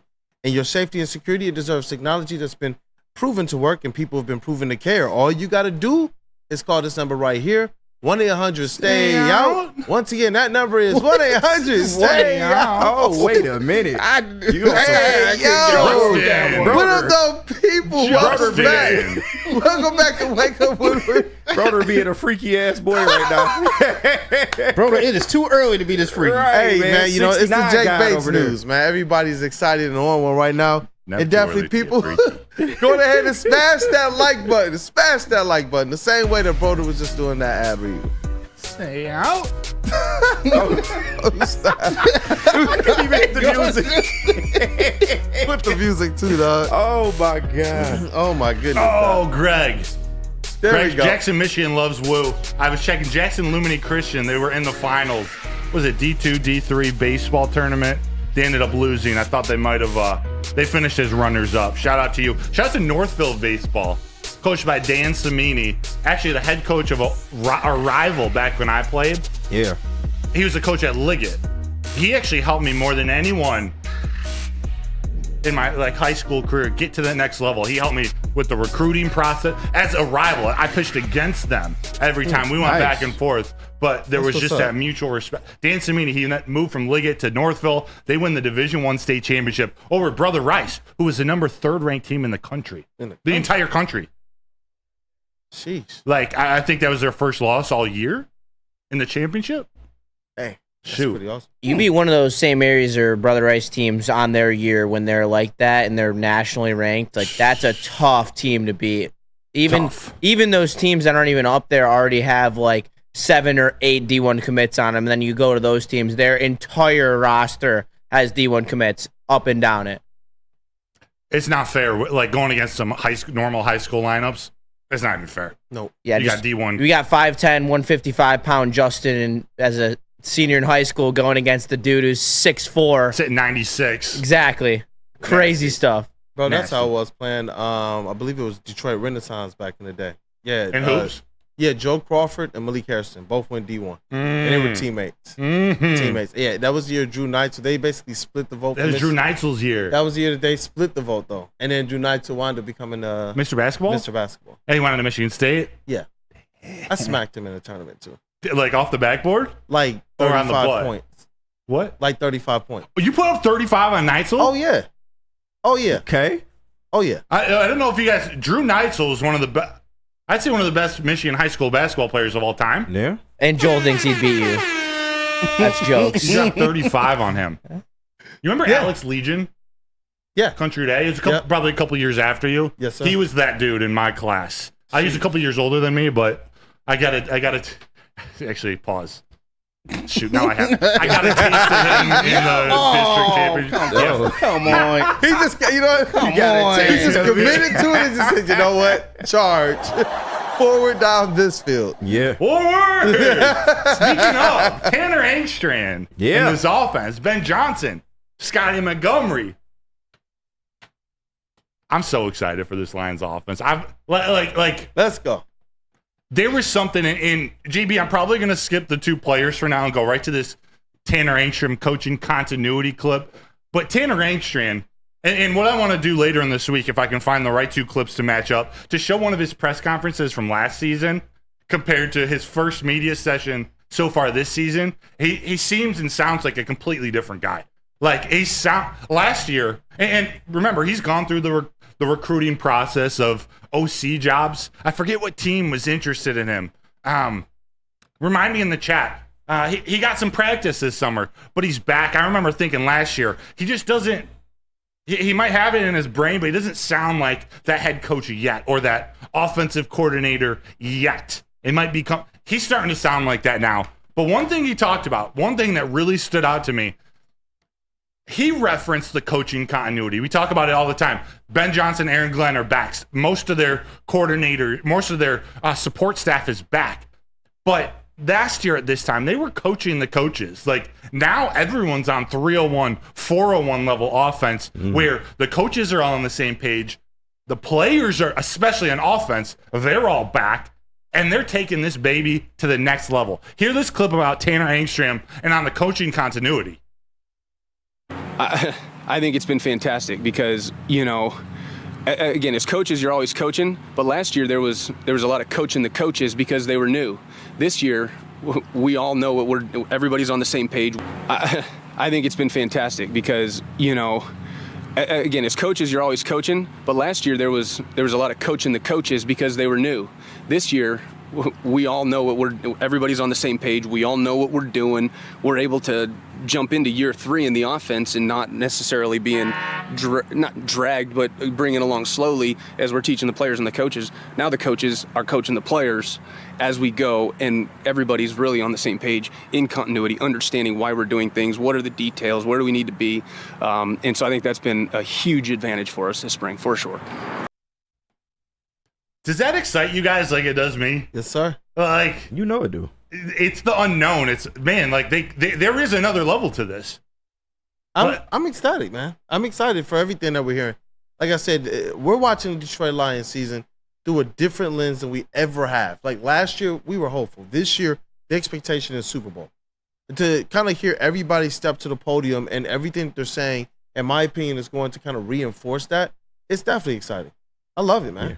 And that definitely builds confidence going forward. If the Lions have the season that I think they can have this year, that means Ben Johnson is another maybe step closer to the door. So to have somebody that may be already in place, the Lions like to hire in-house anyway instead of go outside. But if they can already have that guy already in place, then that means the Lions continue what they're doing. There won't be any gradual drop-offs, and that's more so what I'm looking for, if and when Ben Johnson does eventually leave. It's cool to see that their positional coaches are coaches that are highly valued across the entire league, not just their coordinators. So if they have a situation like this, it's cool to know that both defensively and offensively, we talk about Tanner Engstrand on the offense, we talk about a Calvin Shepard on the defense, to know that these guys could step up, that we have a belief in them. Should AG and Ben Johnson get jobs elsewhere, this, to me, is also part of locking in that longevity that we also hear Brad Holmes talking about with this rebuild. Or with this build, I guess. Yeah, it's these what's the right term? Not secondary coaches, but it is the position coaches, the funnel down from the coordinator position. Yeah. You got guys like Tanner Engstrand, this wide receiver group who some people out there think they need to add wide receivers, some don't. I'm more in the let them play out, let them compete, see who's going to earn that 3rd, 4th, 5th spot, see what UDFAs, whether it's Isaiah Williams, who's going to earn a roster spot. They got a guy like Antoine Randall out leading their wide receiver room. The maturity that he has, the experience he has, not only as a wide receiver, but as a quarterback too, that helps so much. Antoine Randall was talking about that 3rd, 4th, and 5th receiver spot in this next clip and talking about the competition there. They don't have a decision made, and it might not be a true number 3 or a number 4 or number 5, but they're looking at a handful of guys coming and competing for these targets. Check out this, Antoine Randall on the 3rd, 4th, 5th receiver spots. The biggest thing what we know what we lost in Josh, he had some big playability, but he was consistent. Like, he was a consistent guy that we can depend on. So that's what I need our guys to be, and not just the 3rd, 4th, 5th guy, whoever it is, but even our one, even Saint and JMO from that standpoint. We always want to be consistent in what we do and have an opportunity to make those plays. But that 3rd guy, whoever it's going to be, and again, even the 4th and 5th guy, those guys got to be consistent. They got to be ready to make the plays over and over again. That's the biggest thing. Alignment, assignment, make the play when it comes your way, and like being able to finish. Like, we block downfield. Was the running back who has the ball is thrown, and the receivers catch it, tight ends catch it, we got to go get blocked. So that's a big emphasis for me, continue to move forward as we get ready for training camp here in some weeks to come. You could read my lips, Ryan's reaction. What did I say? I said, this is how I'm going to transition to the Los Angeles Rams defense. That's exactly what he said. Because of their secondary struggles. No, but Amon-Ra St. Brown, we know what we're going to get out of him. Other than Brandon Katz, we know Jamison Williams is going to take another step up. And actually, we have another clip on J-Mo, Antoine Randall, talking about J-Mo's strength. But all indications are he is that, again, not your traditional number 2 tall wide receiver, but that number 2 wide receiver in terms of the targets that he's going to get this year. You guys excited about this wide receiver room? Who do you think is going to emerge? You got Khalif. We got Donovan Peoples-Jones, Antoine Green, Isaiah Davis, Caden Davis. I'm excited for the intrigue. That's where I'm at. I'm excited for the intrigue. We have all of our brightest minds on offense all saying that this room is legit. You got Jared Goff saying that. You got Dan Campbell talking big. You got Ben Johnson. If these guys are all on board, then I am very, very excited from an intrigue standpoint to see what are these players going to do. Because largely, if we're going to base off of last year, J-Mo and DPJ, there was a lot left to be desired. But there's a lot of talk about this offseason, them building up this chemistry and being able to go out there and honestly and hopefully work as consistently with Jared Goff as we saw Josh Reynolds. Yeah. That's why I love that he focused on that. We lost Josh. Yeah. Josh had some great things to him, but what was most important was his consistency. And that's what we're looking from all these guys, and especially J-Mo. Might as well, let's just play that Antoine Randall clip on Jamison Williams talking about his strengths, and he looks different. Like, he's still a skinny dude, but he looks different. Antoine Randall, it's just like 25 seconds talking about how this added strength actually helps him in so many different areas of being a wide receiver. Gives us a little bit more to be excited about. Check us out. Check this out. And Brandon Katz, earmuffs. Yeah, I mean, just about everything that we talked about for him improving and helping our offense, he's hit. And one of the biggest things was just his strength in terms of route running and not getting pushed off the spot or whatever. You see that show up more and more, and which has benefited us as an offense, and you can see him kind of taken to another level, and it helps him even getting in and out of his route, the strength that he's built in his legs and stuff. So you can see the difference. You know what honestly stuck out the most about those comments? J-Mo not getting pushed off his routes as easily. When you're talking about putting him in the slot, and we all talked about, hey, put him in the slot. Hey, do some quick routes to him. If you're getting pushed off your route, the timing is all messed up. So if he's a guy that can dish you off the blocks, make sure he can get off those blocks, make sure that those defenders are not pushing him off his routes, and he can get into his cut sooner, that should be exciting for everybody. And I'm hoping that all these coaches, Randall as well, I'm hoping these guys are not just out here talking. You know what I mean? I don't believe that that's the thing. I don't believe that they are. Yeah. I don't believe that they are. If this is what they're saying, I'm really excited from an intrigue standpoint. That's the thing we can take because they're former players, because they're coaching under Dan Campbell. While there's some gamesmanship to comments, they're not going to lie to us. No. They're not going to just give J-Mo praise to give him praise. If anything, they're going to hold back on that and wait until he actually proves something or we see something. We saw last year, Dan Campbell was critical of J-Mo, and he's not going to be that sure-handed wide receiver that maybe we all expect with a number 12 pick. But now we're talking about all these positives, and we're not talking about him dropping passes, which has still been happening on occasion. It's what harnessing this athleticism, what someone like that, how you get to that next level in the NFL. He's got the athleticism. Now it's the strength. Now it's between the ears. It's knowing, the different route combinations and the timing with Jared Goff. There is another level to J-Mo. In fact, there's probably 2 or 3 more levels. It's sounding like they're starting to see at least that next gear with the Ferrari so far this offseason. It's going to be fun to watch. Why I want to talk now about the Rams defense. Week 1 with the Rams, their weakness last year, I believe, is going to be their weakness again, or at least their most uncertain part of their defense. It's their secondary. Let's talk about them when we come back as we prepare for week 1 for the Lions. But cool, can you tell us about Swiss Insurance? Definitely. Look, now more than ever, it is critical for you to have your insurance reviewed. Swiss Insurance will make sure your current carrier, isn't slipping in any extra fees or raising deductibles. Call Mark at Swiss Insurance today, 313-530-1698. Shout out to Flannel on vacation. Again, that number is 313-530-1698. Visit them online, SwissINS.com, and let them know Woodward Sports sent you. Yo, let me just say, I love Planet Fitness. Trying out Planet Fitness, and dang, they got lots of equipment. Not me getting a Planet Fitness membership just for the 24-hour perk. Listen, the PF Black Card is worth every penny for this hydro massage. I'm a new man. Did y'all know that the PF app has workouts you can do at home? Cheapest therapy I can find is Planet Fitness.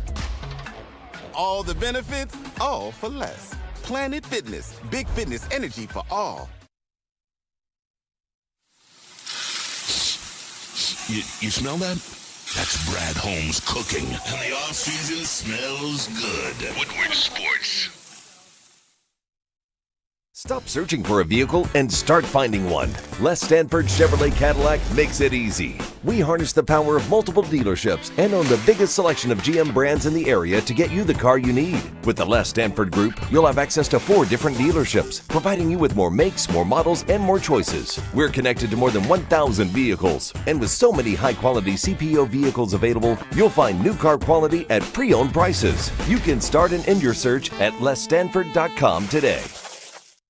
Gotta get me a Detroit sign shirt. No, you don't. But look, let me tell you right now, if you're tired of wearing that same old Detroit sports merch, have I got something for you. It is a new era in sports wearables with new designs, amazing apparel, the ultimate swag. Do yourself a favor. Go to woodwardsports.com. Click on that shop tab. We are dropping new designs every single week. All right, keep you talking. don't got it up right now, but trust me, we got the hashtag boo them kids. Boo them kids. We need to get a couple of these shirts. We need to get a camera out on Woodward right now so we can just start booing kids whenever they walk past. But anyway, let me tell you about the shirts we got up here right now. The Dan Campbell Brand Holmes Election t-shirts, hoodies, hats, tigers.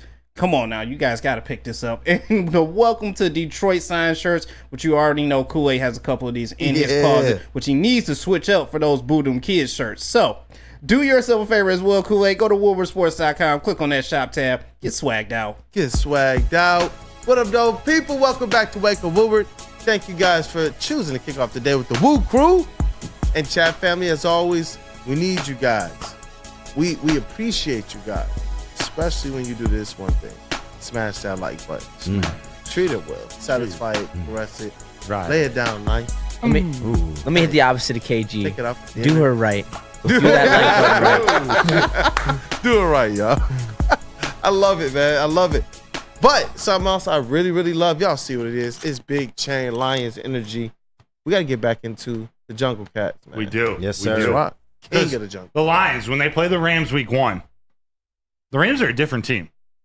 They I don't know if they're done this offseason, but they've had some changes. And the biggest, most glaring change for this team, especially on the defense, was that a boo? I like that. That's Stafford's kids. No, I saw some kids outside. That's some kids that walking I by. can play this conveniently. The biggest change that we will see, there's no Aaron Donald.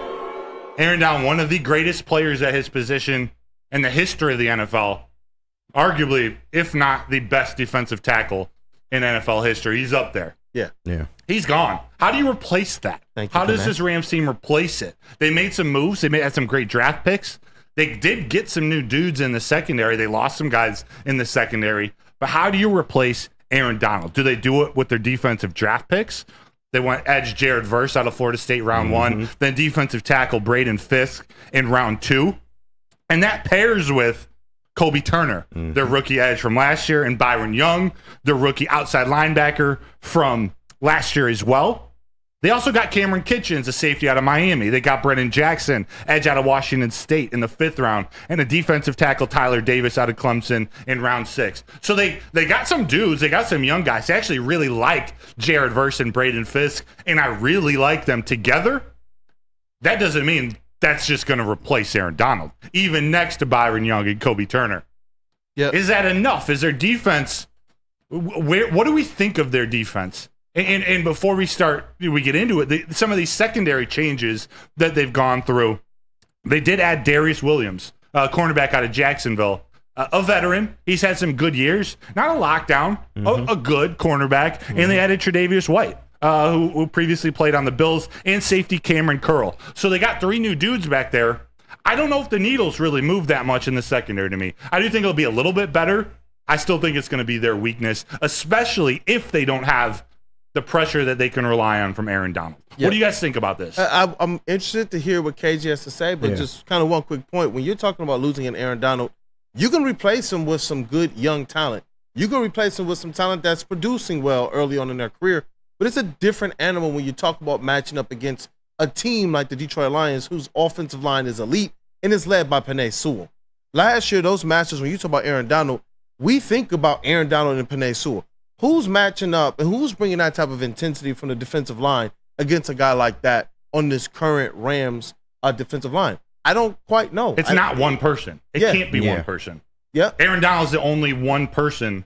You can't, although, I mean, there are top edge rushers, but you can't replace it with one person. Yeah. You got to have multiple. So that they're relying on Braden Fisk. They're relying on Kobe Turner. They're relying on Bobby Brown, who they drafted 2 years ago. Exactly. Good luck. Yeah, just what I'm hoping for. Let's bet on a rookie parlay to replace the greatest D tackle in this generation of the most recent NFL. Like, we'll see you. We'll be putting up 35 on your Rams opening night. Let's go. I love it. I'm not mad at the logic. I'm not. What up, though? But I mean, Aaron Donald is one of those like once in a generation players. So it's like, it's hard to replace that. Of course, man. He was so dominant for so long over his career, but I do think their defense is growing. I like a lot of what they did, adding Jared Verse and Brandon Fisk to an already pretty solid defensive line. I mean, Kobe Turner, I think he had double-digit sacks from the interior. Was that because of Aaron Donald? We're going to find out this year. But and also the ads that they had in the secondary, I also like Ahkello Witherspoon as well. So I think they're a young defense. I think they're growing, but for an established Lions offense to come in there and they got to come here actually for that first game, it's gonna be tough on them, man. That crowd noise, they need time to gel, and I just don't see them making a great impact right away. Although I do think long term their defense will be better. Yeah, they do have a new defensive coordinator, Chris Shula, a relative grandson, nephew of Don Shula, legendary Dolphins coach. He replaces Raheem Morris. They're expected to stay or remain in, running a 3-4 heavy defense. So not a lot schematically will change. So that tells me even more. The guys like Bobby Brown. Is that the joke you guys were making before about Bobby Brown? He's like a Broderick Martin type of developmental player they drafted Bobby, 2 years ago as that run-stopping nose tackle, that DT right there in the middle, or in a one tech. He's that guy who they're probably relying a little bit extra on to get some pass rush out of that spot too. But when we talk, well, I guess we're talking Lions offense today. The Rams offense is a little bit more intimidating, I would say, than their defense. Yeah. But last year, Woodward Knights, any show I was on, or Woodward in Maine, whenever we're talking about keys to the game, my thing for to prevent success from the opposing defense is to limit pressure up the middle. Mm-hmm. Like, that's where I think the one thing, if Jared Goff gets pressure up the middle, that's when he's at his worst. He can deal. He's got decent pocket awareness and pocket mobility to be able to move up in the pocket if he gets pressure from the edges. Not to say he's perfect at that, but he can move up and make a throw in the pocket. When it comes right at him, he doesn't have that scrambling ability to get outside the pocket and make something happen with his legs. So you gotta keep the pressure outside of that middle. They were able to do that pretty well after the first quarter against the Rams in the playoffs last year. Now there should be more stunts, more creative things that Chris Shula and this defense tries to do without Aaron Donald now. It's going to be interesting to see. And shout out to Burn, the $5 super chat. I think that's Burn's second one of the day. Thank you guys, as always, for the support. I mean it when I say it means the world, but he says, the Rams also lost an extremely important piece who identified Donald and other Rams pieces for the Super Bowl team. That was the man, the legend, the G, Mr. Brad Holmes. Brad! Shout out to my bald brother. Definitely. It's true. It's true. So where do you think, I know we're talking about the secondary being weak, where do you think the Lions can have their most success? I'm still ready to say it's in that run game. It's attacking that 3-4 defense up the middle with David Montgomery, with Jahmyr Gibbs. Shoot, with Shone Vake. Yeah, I'm looking at a tandem. The offense against the defense. I'm looking at Sam Laporta, and I'm looking at what you already called out, the running backs. I'm looking for that to kind of be the tandem. We already know Amon-Ra's going to do what he does. I don't know how much I put on JMO, on DPJ in that first game of the season. Obviously, I want them to step out there and perform. But you talk about the additions to the secondary for the Rams. You talk about the additions along that defensive line. I think confuse things, mess things up a little bit. Sam Laporta kind of pulling those linebackers and the running backs helping to keep that pressure honest against Jared Goff. Yeah, KG, they they had one of the things that I was thinking about while Chloe was talking. They had put it was Kobe Durant in their, they call it a star role, like basically their nickel. It's like a nickel safety hybrid, almost more of a hybrid than what the Lions do. But Kobe Durant, he struggled. Quentin Lake took over him and actually did pretty well, but it doesn't look like he's going to be in the running to start the year. They might have Russ Yeast, who's actually been playing well this offseason. These names might not mean anything to you, but with what the Lions do in the slot with Amon-Ra, with Laporta, maybe with Khalif, there are areas to attack in that secondary too. Is that what you would do, or do you think rushing and handing the ball off to Demont to Gibbs, that's the way to start? Yeah, and I'm definitely going secondary, a little bit opposite of Kool-Aid. I think that's where the strength lies. Also, in that slot conversation, I think we need to start talking about Jahmyr Gibbs as well. They are going to utilize the weapon. I'm telling you, they're going to utilize him in so many ways, and it's going to create matchup nightmares, man. And then we're not even talking about Sam Laporta as well. Who is checking Sam Laporta? They really, exactly, their linebacking core is not prepared for what Sam Laporta can do to them, especially in the middle of the field and yards after catch. So I think that's definitely, you want to attack that secondary. They're a new secondary. They're going to need time to gel. You need to attack them to where they start to struggle to communicate, because we also have to think about it's at home. That crowd is going to be loud. It's going to be hard for them to hear those type of plays, Get man. them frustrated. And yeah, you get a combination of that going, Amon-Ra in the slot, maybe a little bit of J-Mo, and then the combination of Khalif and DPJ as well. Interested to see what they do with that. But there's just so much you got to worry about in this Lions offense, man, because you also have to worry about the backfield as well. Because think about what we're talking about. Let's just pare down some part of the Lions offense to try and be fair and unbiased. And you could still just say, you know what? We know that we can run through you with our running backs and just Sam Laporta. Yeah. We like think about this Detroit Lions offense. If Amon-Ra, if they say, you know what, let's take Amon-Ra out the game, that's going to be a bad decision for the Rams defense. Yeah. How are you covering anything else? Because you're right. The ability to even run out lineups where you probably a few lineups with Gibbs, Montgomery, and some Sam Laporta all in the same lineup. Yeah. Gibbs in a slot. Gibbs as a pass catcher. Play actions are going to be crazy. That's a great crazy. point. We forget. We've talked about Jared Goff a lot this offseason. We haven't talked a lot or reminded people enough.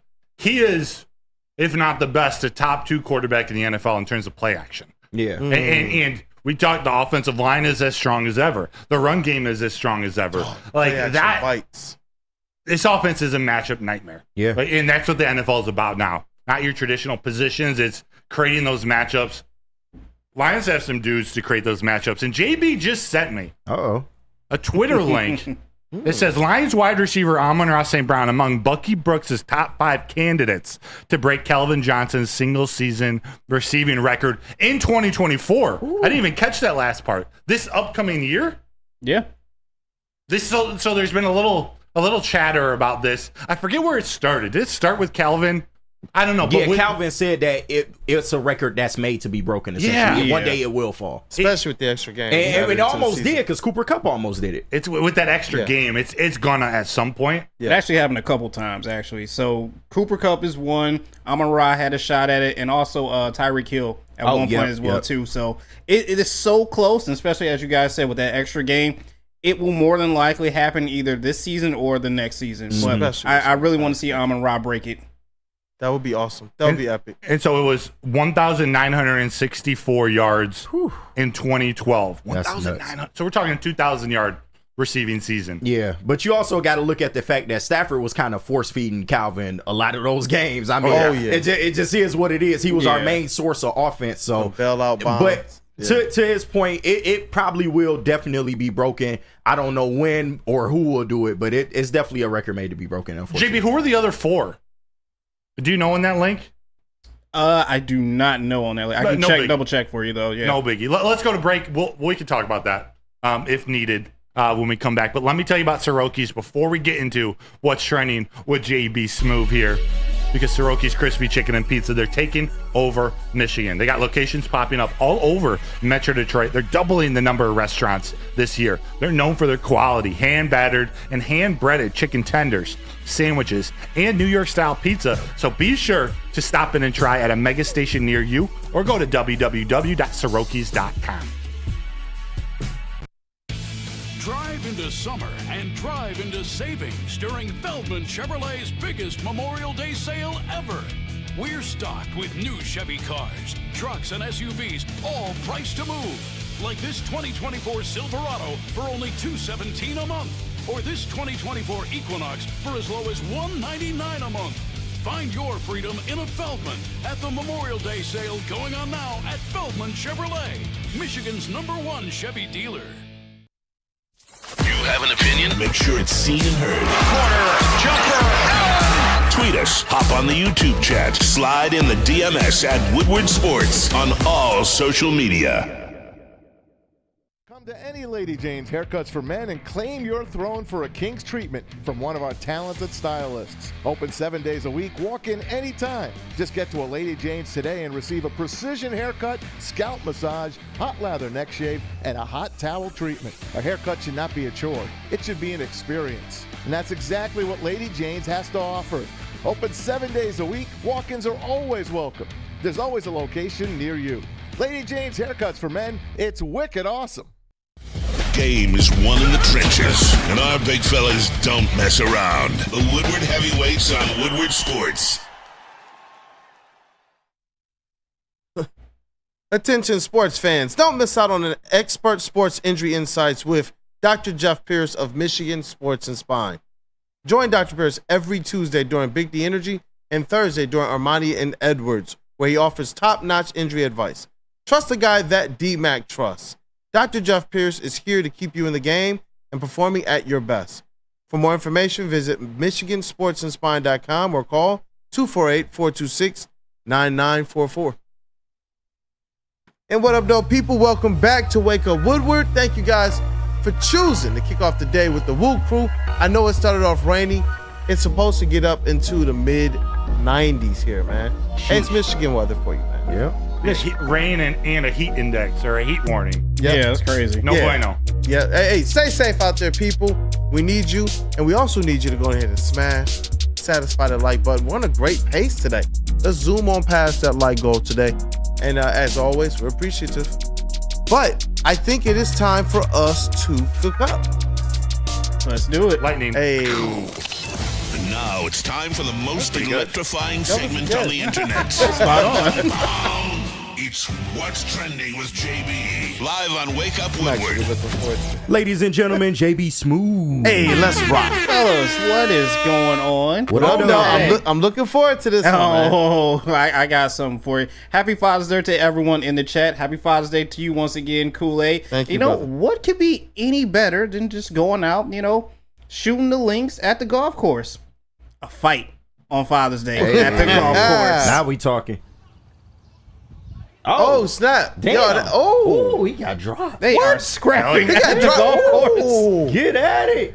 Dog. Holy shit. They get Yeah, exactly that. That's my conscience. They getting to it. Goodness Why? gracious. Why though? Why is this Why happening? is it this raw, though? It ain't like, bro, they're not golf fighting, bro. They're out there like fighting. At least there are no clubs being swung. Yeah. Well, Like- yeah, I guess. You must have took his tea time or Oh, something. Whoa. double guys. Yeah. So who do you think they drove up on the whoever was on closer to the green? Yeah. Someone drove up right up on him or hit him with the ball. Yeah, probably something Must. to that extent. What would cause? Like, yo, that's what I was about to say. How do you get there? Somebody's just out there flailing too, bro. Yeah. So we got two carts up there at the top. So there was a group that was putting. Is the caddies in on it too? I don't know. I can't really Is see. this a but golf like, Royal Rumble? What is it? I feel I'm like mad the other guys just someone walk messed off, up. and it's just a couple people here. This is the best part right here, where they both get a hold of the dude, or they right. Oh man. Ooh, that's that Soroki two piece right there. That's Nashville hot. God. Yeah. Damn. Yo, Yeah, he that's just crazy. took So a left that happened swing over the and weekend. just completely whiffed, bro. Get together, I thought he guys. was gonna hit himself at the end. So that happened over the weekend as well. But hey, Happy Father's Day. happy Father's Day to those guys out there. And you know what, Kool-Aid? I'm pretty sure you've seen this, so I don't even have to mention this. But everyone, calm down, relax. Kelsey Plum? It's the Going to Work Yes. documentary. Yes. No the way. original Yes. series coming this summer for the Detroit Pistons. Needed. Need it, man. What took him so long? Right, this is just 20 years. Well, yeah. We'll call it that. Yeah. Yeah. Hey, you know what? You know what's cool about that? That was the day that we were in the building. Woo crew. Remember when they honored the 2004 Detroit Pistons? Were they filming that? Yeah. Ooh. Hey, maybe we'll be in like the background somewhere. We could make the documentary. It's like I'm excited for the series, man. I'll just every time I just look at the 04 Pistons, man, it just gets sad that was literally our last winning team, man. I'm just how many times we gonna honor the 04 Pistons? That's all I'm saying. I'm gonna watch the series. It's gonna be great, but we've seen so many stories about this team, man. I'm just ready to write a new chapter, man. I think we've talked about it a lot, but I haven't really seen it a lot like that in the media, man. Like we saw the original documentary when they first won, and after that, we had the jersey retirements. But I don't really remember them up until this 20th anniversary thing. I don't really remember them doing much for them. They get thrown in like the Malice at the Palace documentary. Yeah, I hear which that. Isn't on that team, but that's like, that was probably the most recent one that I remember of them getting some, not even some shine, some darkness. But I want to see Terry Foster breaking down that whole season. I want to see Rod Beard. I want to see all the legends like that. That was a legendary time in Detroit sports. It was. Give it to me. I want talk more. about the media. Some legends. Some true legends in that. I'm ready for it. I'm sorry, KG. You got to sit through it, but I'm sure it'll be a good watch, though. I'm going to watch, man. I love the 04 Pistons. It's been 20 years, man. Like, come on. All right. It's been 20 years, and yes, I do agree. But can you guys agree with this? It's the Caitlin Clark flagrant one that was called over this weekend. Over this weekend, I gotta ask: is this a flagrant one? All right, let's see. There's another angle. There's another angle. I didn't see anything yet. Kick her out the league. Right there. How dare you? That angle makes it look worse than it was. Why didn't I see that at first? Clearly, she's going for the ball. I don't think it was malice intent. Yeah, I think she's just trying to make a play. I was watching this live because Caitlin Clark was playing, and funny guy over here.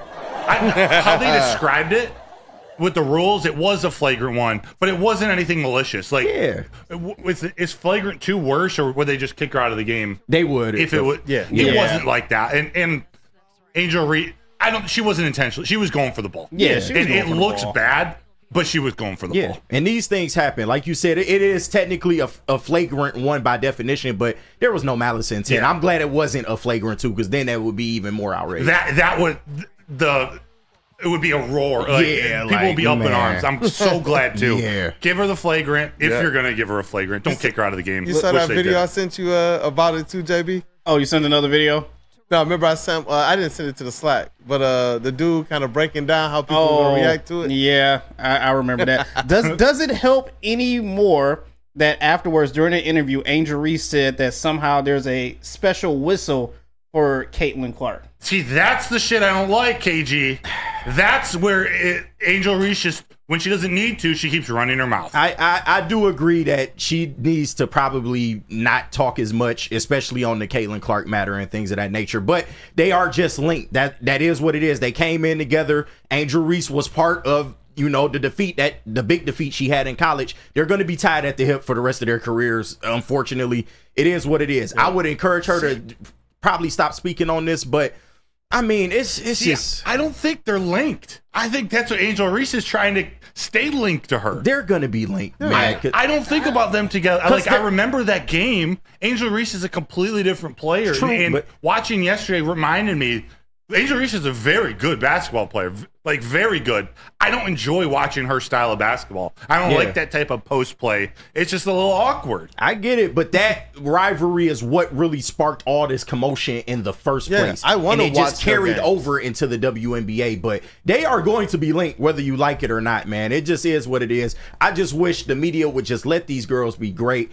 And let's just get away from this, man. It's too divisive of a topic, man. We're not going to stop talking. Yeah, like that's like we just said. We were like, okay, this is going to be a bigger deal if they kick her out of the game. We're glad they didn't. It was a basketball. No, it should have ended like that. It doesn't need Angel Reese talking about these magical whistles. That was a foul. But I mean, that is where it's heading, because she is the star. She is the golden child. She's eventually going to get these whistles. I do understand what she means in a way. Do I think she should have probably said it? No, she should have probably kept it to herself. But I mean, this is what we're talking about. There's been outrage about her taking these hard picks and things of that nature. Eventually, she will get these type of calls. I don't think that's out of bounds for her to say that. Yeah, but she hasn't yet. Like, she's not getting the Jordan treatment yet. She's getting the rookie treatment. If the media keeps pushing she will start getting these calls. But this is now being manufactured out of nowhere. It's not to that point yet, and we're talking about magical whistles. In fact, a rookie talking about it. So if we're going to make it a big deal, which it shouldn't be, about them being physical with Caitlin Clark on the floor because she's a rookie, we're the veterans to shut Angel Reese up. Yeah, exactly. Like, why is a mic in her face? Why does she keep going to the media to say stuff like this? Just like they body Caitlin Clark on the court, her vets on her team just need to say, hey, Angel Reese, just chill out. Well, why would Angel Reese not be doing this? She's trying to stay relevant to Caitlin Clark. She's trying to be the Magic Johnson to the Larry Bird. They're trying to keep them butting heads. And there's no way that it's smart marketing for Angel Reese to back off from that, because then she's losing her credibility to Caitlin Clark's story. Fantastic point. And you're right. Angel Reese she should try to tie herself to Caitlin Clark as much or as long as she can. I wouldn't say that. Angel Reese is a professional basketball player in the WNBA. She got herself there by being one of the best basketball players in the country. I get it. But that's a little insulting. About marketing. That's a little insulting. But from a marketing standpoint, I promise you that I am more entertained by Caitlin Clark when it is tied to stories like this than I am just the basketball of it. There's been great basketball in the WNBA for a while. People aren't just focused on it right now just because of Caitlin Clark. I promise you, I'm not. There's been great basketball players in this thing.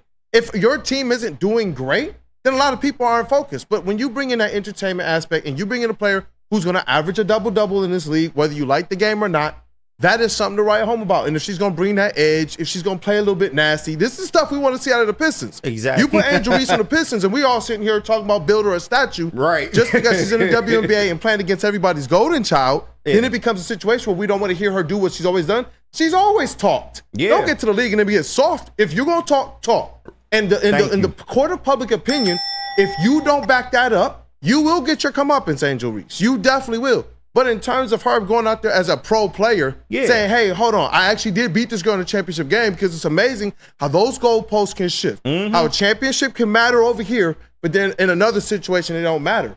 For me personally, they are linked. I'm more intrigued at that storyline than any other storyline in the WNBA this year. And clearly, and that's just fact. And clearly, it's because we keep talking about it. So, I mean, it just is what it is. But it is just a tad insulting to say that she's riding Caitlin Clark's coattail. She got into the league on her own. And ultimately, she will live and die on her own ability to perform in the WNBA. But let's not act like, she just got drafted only because of the Caitlin Clark story. I just don't like that. I just don't like that. But she keeps bringing herself out. She puts herself out. Hey, I was there. Yeah, you are correct. You got to let ball do the talking for you. Thank you. Because she is good enough. Yeah. She is good enough where she doesn't need to talk and say, hey, this isn't just Caitlin Clark. I was there too. Let the ball do the talking. Caitlin Clark isn't talking, and for some reason, her name keeps getting associated with all the nasty stuff tied to all this. I want to see Caitlin Clark talk, though.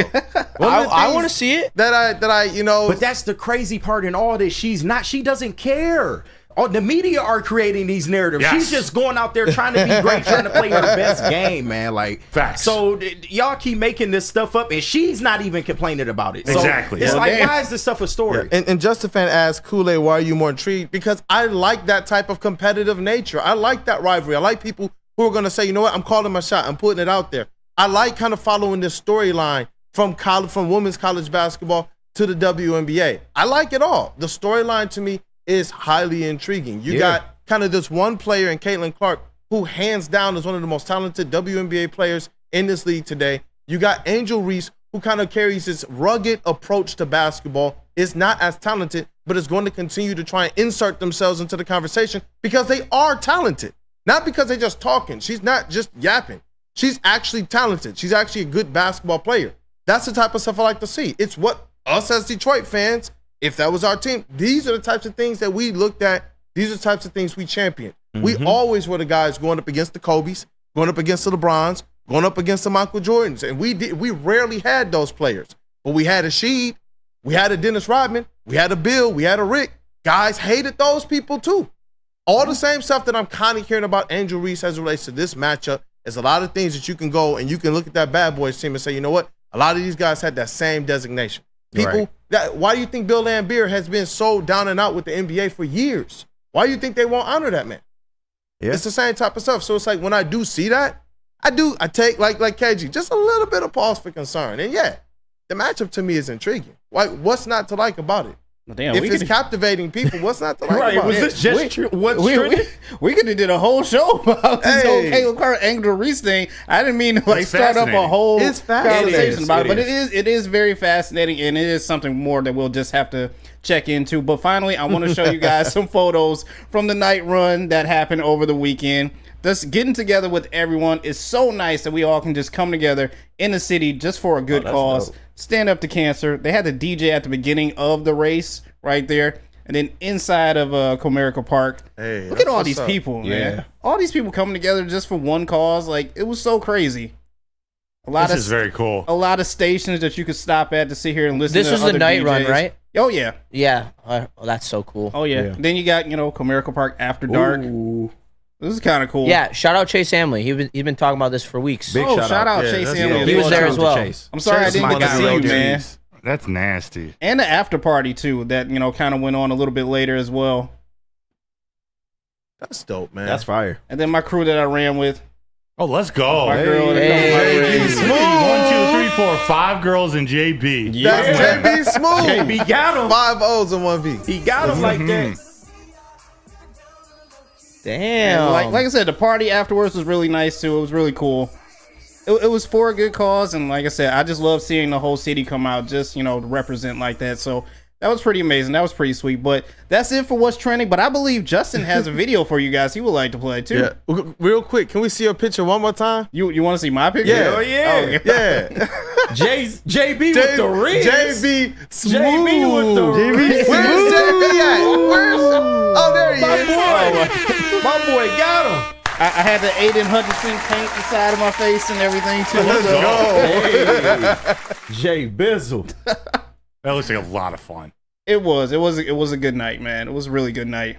Jay-Z, get the bizzles. All right, man. That's what I'm talking about, JB. And shout out Rake, who sent me this video. He's the first one. If you want to send me more and you have more, 14 Satao on Twitter, or you have your picture of your Boodum Kids shirt. Would love to have you featured. Yes. But, JB, let's show it to him. Hey, I'm Nicky. I love Matthew Stafford. What? I love it. Boodum Kids, Shout out Rake, Shout out Rake, Uncle man. Rake, I love Matthew Stafford. Boom. I love it. Oh, I too love good. it. I love it. Boo them kids. Hey, KG, what would you rate that? I would rate it a 10 out of 10, 10 out of man. 10. Great job, Rake. He getting in mid-season form already. What about you, brother? Oh, it's Rake, so it's an 11. Oh, 11 out of 10. Let's No, rock. I don't like handing out 10s too easy. Because it was the first one. It's our practice run 10. It was epic. Yeah. Practice run 10. I love it. Yes. Let me first tell you about Feldman Chevrolet, because we got 5 minutes to do some mailbag right here. But Feldman Chevrolet, Feldman Automotive, since 1996. They've been driven to provide a first-class car buying experience called the Feldman Advantage. They got 18 locations, so there's a Feldman dealership in your backyard. Just visit feldmanauto.com to find the location nearest you. Check us out there in Big D Energy once a month out at Feldman Chevrolet of Novi. They are Feldman Chevrolet, Detroit's #1 Chevy dealer. And it is time for our Wake Up Woodward mailbag segment presented by the Feldman Automotive Group. And the first mailbag question is, talk more about Angel Reese and Caitlin Clark. Oh, wow. No, I'm just We need way more than 10 minutes. No, We're going to interfere on Big D Energy's time if we do that. Yeah. We'll have a 30 minutes in. Woo! I'm going to put this Ed O'Neill hypothetical in front of you guys. Mailbag. The Lions are in the Super Bowl. It's 4th and goal. A first down allows you to end the game with a walk-off touchdown. A field goal allows you to send the game to OT. What's the choice? Ooh. Oh, shit. I got to look right at KG. Hold on. All right. I got to look right at KG. This Ask is the your question scenario, one more bro. time so I can make sure I got it. Go This ahead. is KG's scenario. Can you repeat? Oh, yeah, I got you. You're in the Super Bowl. Okay. 4th and goal. Yep. a first down allows you to end the game with a walk-off touchdown. So it sounds like it's either a touchdown or no. Oh yeah, we don't know field position. No, field position is a big part of this. But continue. I'll say you're probably at the 5. At the 5. You're within the 10-yard line. Ooh. Okay. Dallas Cowboys. Or a field goal allows you to send the game to OT. What's the choice, KG? In the Super Bowl, I'm going for it. Ooh, because I mean, really? It's that's the a Super surprise. Bowl. Yes, KG. Talk to him. The Super Bowl, and then if you lose, you get in better field position. But I'm going for it. Absolutely, it's the Super Bowl. Let's go. It's the Super Bowl. That's where you want Dan Campbell to still be fourth quarter Dan. Of course, wheelbarrow Dan Campbell. Yeah, 100% on the table, man. I want that decision exactly, and for the reason of I want the game in our hands. The game with our position players, with our skill position players, and how good we are at making plays. There are 5 guys on the field who can make that play for you out there, and I think that you just trust one of them to do their job. Yep. And we win the Super Bowl. I baby. mean, we literally saw Taylor Decker do the same thing. I trust whatever Ben Johnson's going to cook up. Yes, Kool-Aid. Mailbag from Bada Bing, Bada Boom. Is this the offseason where they need to decide between moving forward with Cade or moving forward with Ivy? Feels like one needs to go well. They still have trade value.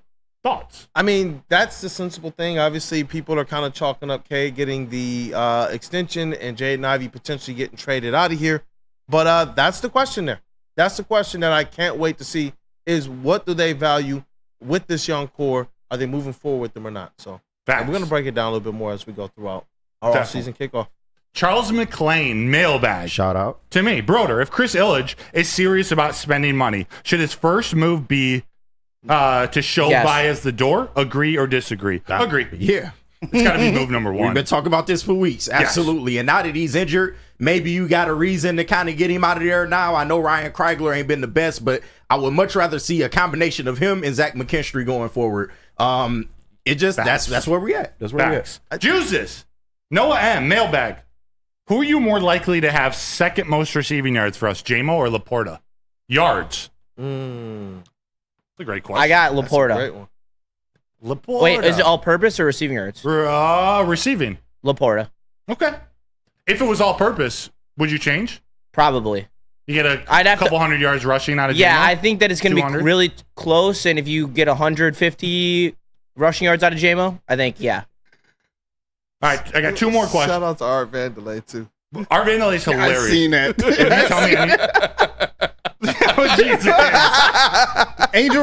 Angel Reese 100% in that conversation. The question was Art Vandelay.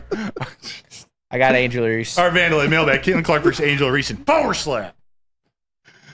Are we allowed to even show emotion towards that? Yeah. We gonna spark another topic of discussion, man. Trying to come up with that one. But I'm just saying, I know who I'm picking. That's all I'm saying. Yeah, exactly. I know who I'm picking. Bayou Barbie. Rando Smalls. I'll be quick with this one because I think it's worthy of a deeper conversation.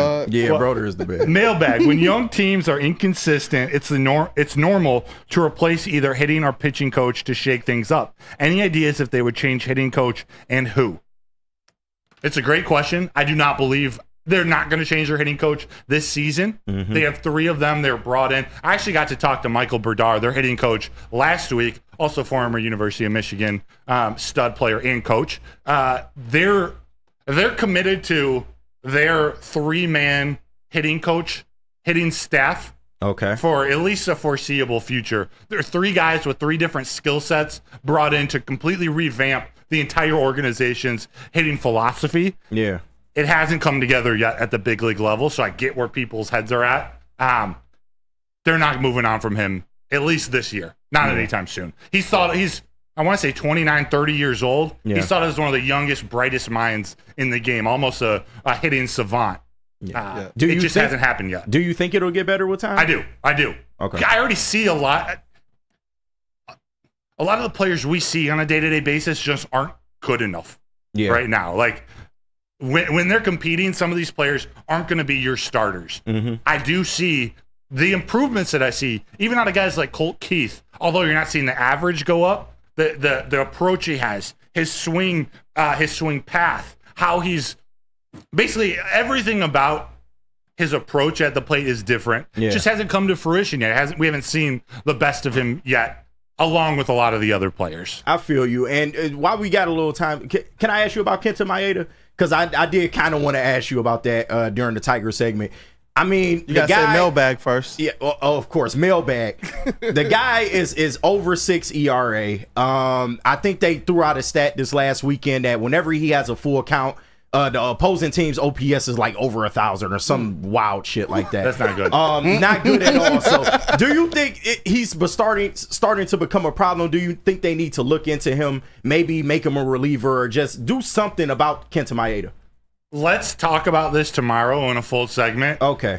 To semi-answer to tease, I do think it's about, we're getting to that point where you start thinking, has he actually lost it? Yeah. Not, all right, he's historically started slow. He's had bad starts, and then he's figured it out.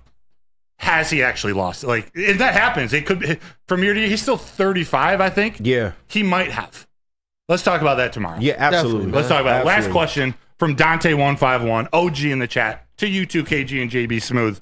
Did you see how pissed people were when CM Punk screwed Drew McIntyre this past Saturday? I love it. I absolutely love it. It's going to do wonders for their storyline going forward. CM Punk is going to be cleared to compete very, very soon.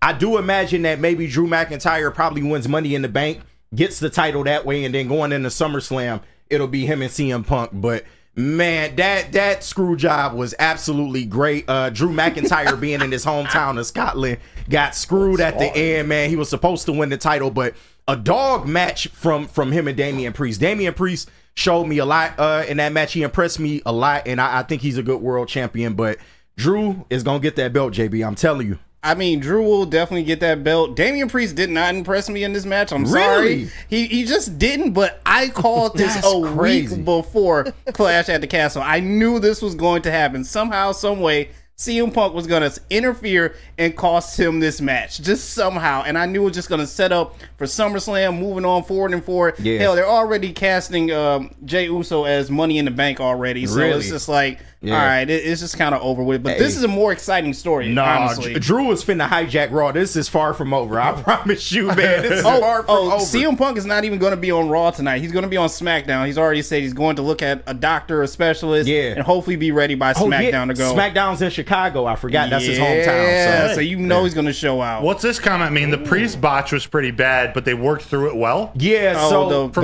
there was a spot in the match where Damian Priest, you know how wrestlers jump over the top rope to the outside, they hit the opponent. He was going for a dive and his foot got caught on the middle rope and it went upside down and it almost looked like he twisted his ankle. Yeah, it was bad, man. But I'm telling you, JB, they worked through that spot really well. They kind of played into that a little bit into the match and it made the match better. But Damian Priest showed out, man. I'm sorry, I got to give it up, man. He showed out that I match. give him credit for working through that botch, but honestly, like, I'm still not a Priest fan. I'm not impressed with him as it is. He's just a stand-in champion to whoever they, put in place right there. But he's still all right. Man, and you know what? Broder, like, what the hell? No, I was just typing a little note in the chat. Yeah, and I love hearing, like, people talk about their passions. Shout out to Mike G. I don't know if this is one of his passions. He said he'd let Cameron Brink power slap him. I would too. Just saying. Okay. I would too. I'm just saying. But a power slap, though?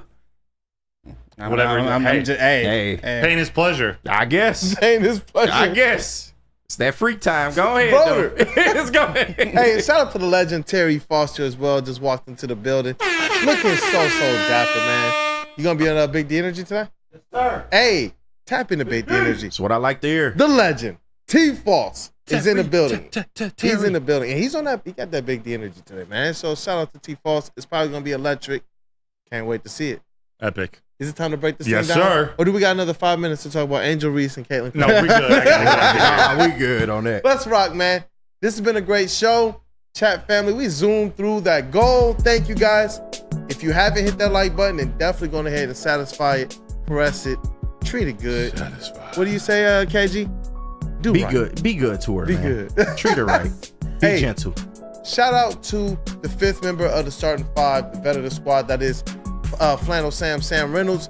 I hope you are enjoying. Hey, bro, listen. Enjoy the vacation. Enjoy the vacation.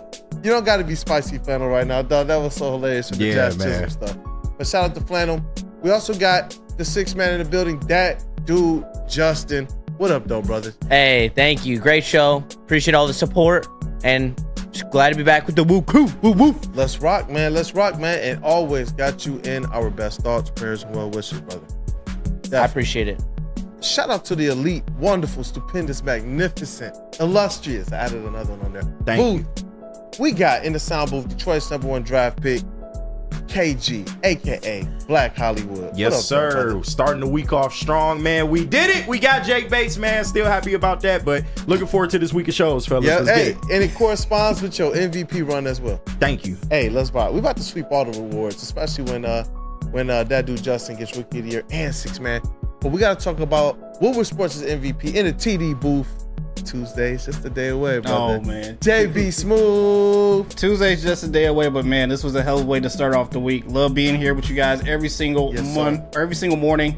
Just an amazing show. Love you guys. Love you too, brother. Get a little bit of that. Let's Spalding. Yo, and I saw some people say that they want to see some footage of Kool-Aid hooping. Maybe we can pull out some of the old Oh newspapers. yeah, do you have footage of It was during a time, bro. It was during a time You know when he people alleged. bringing camcorders.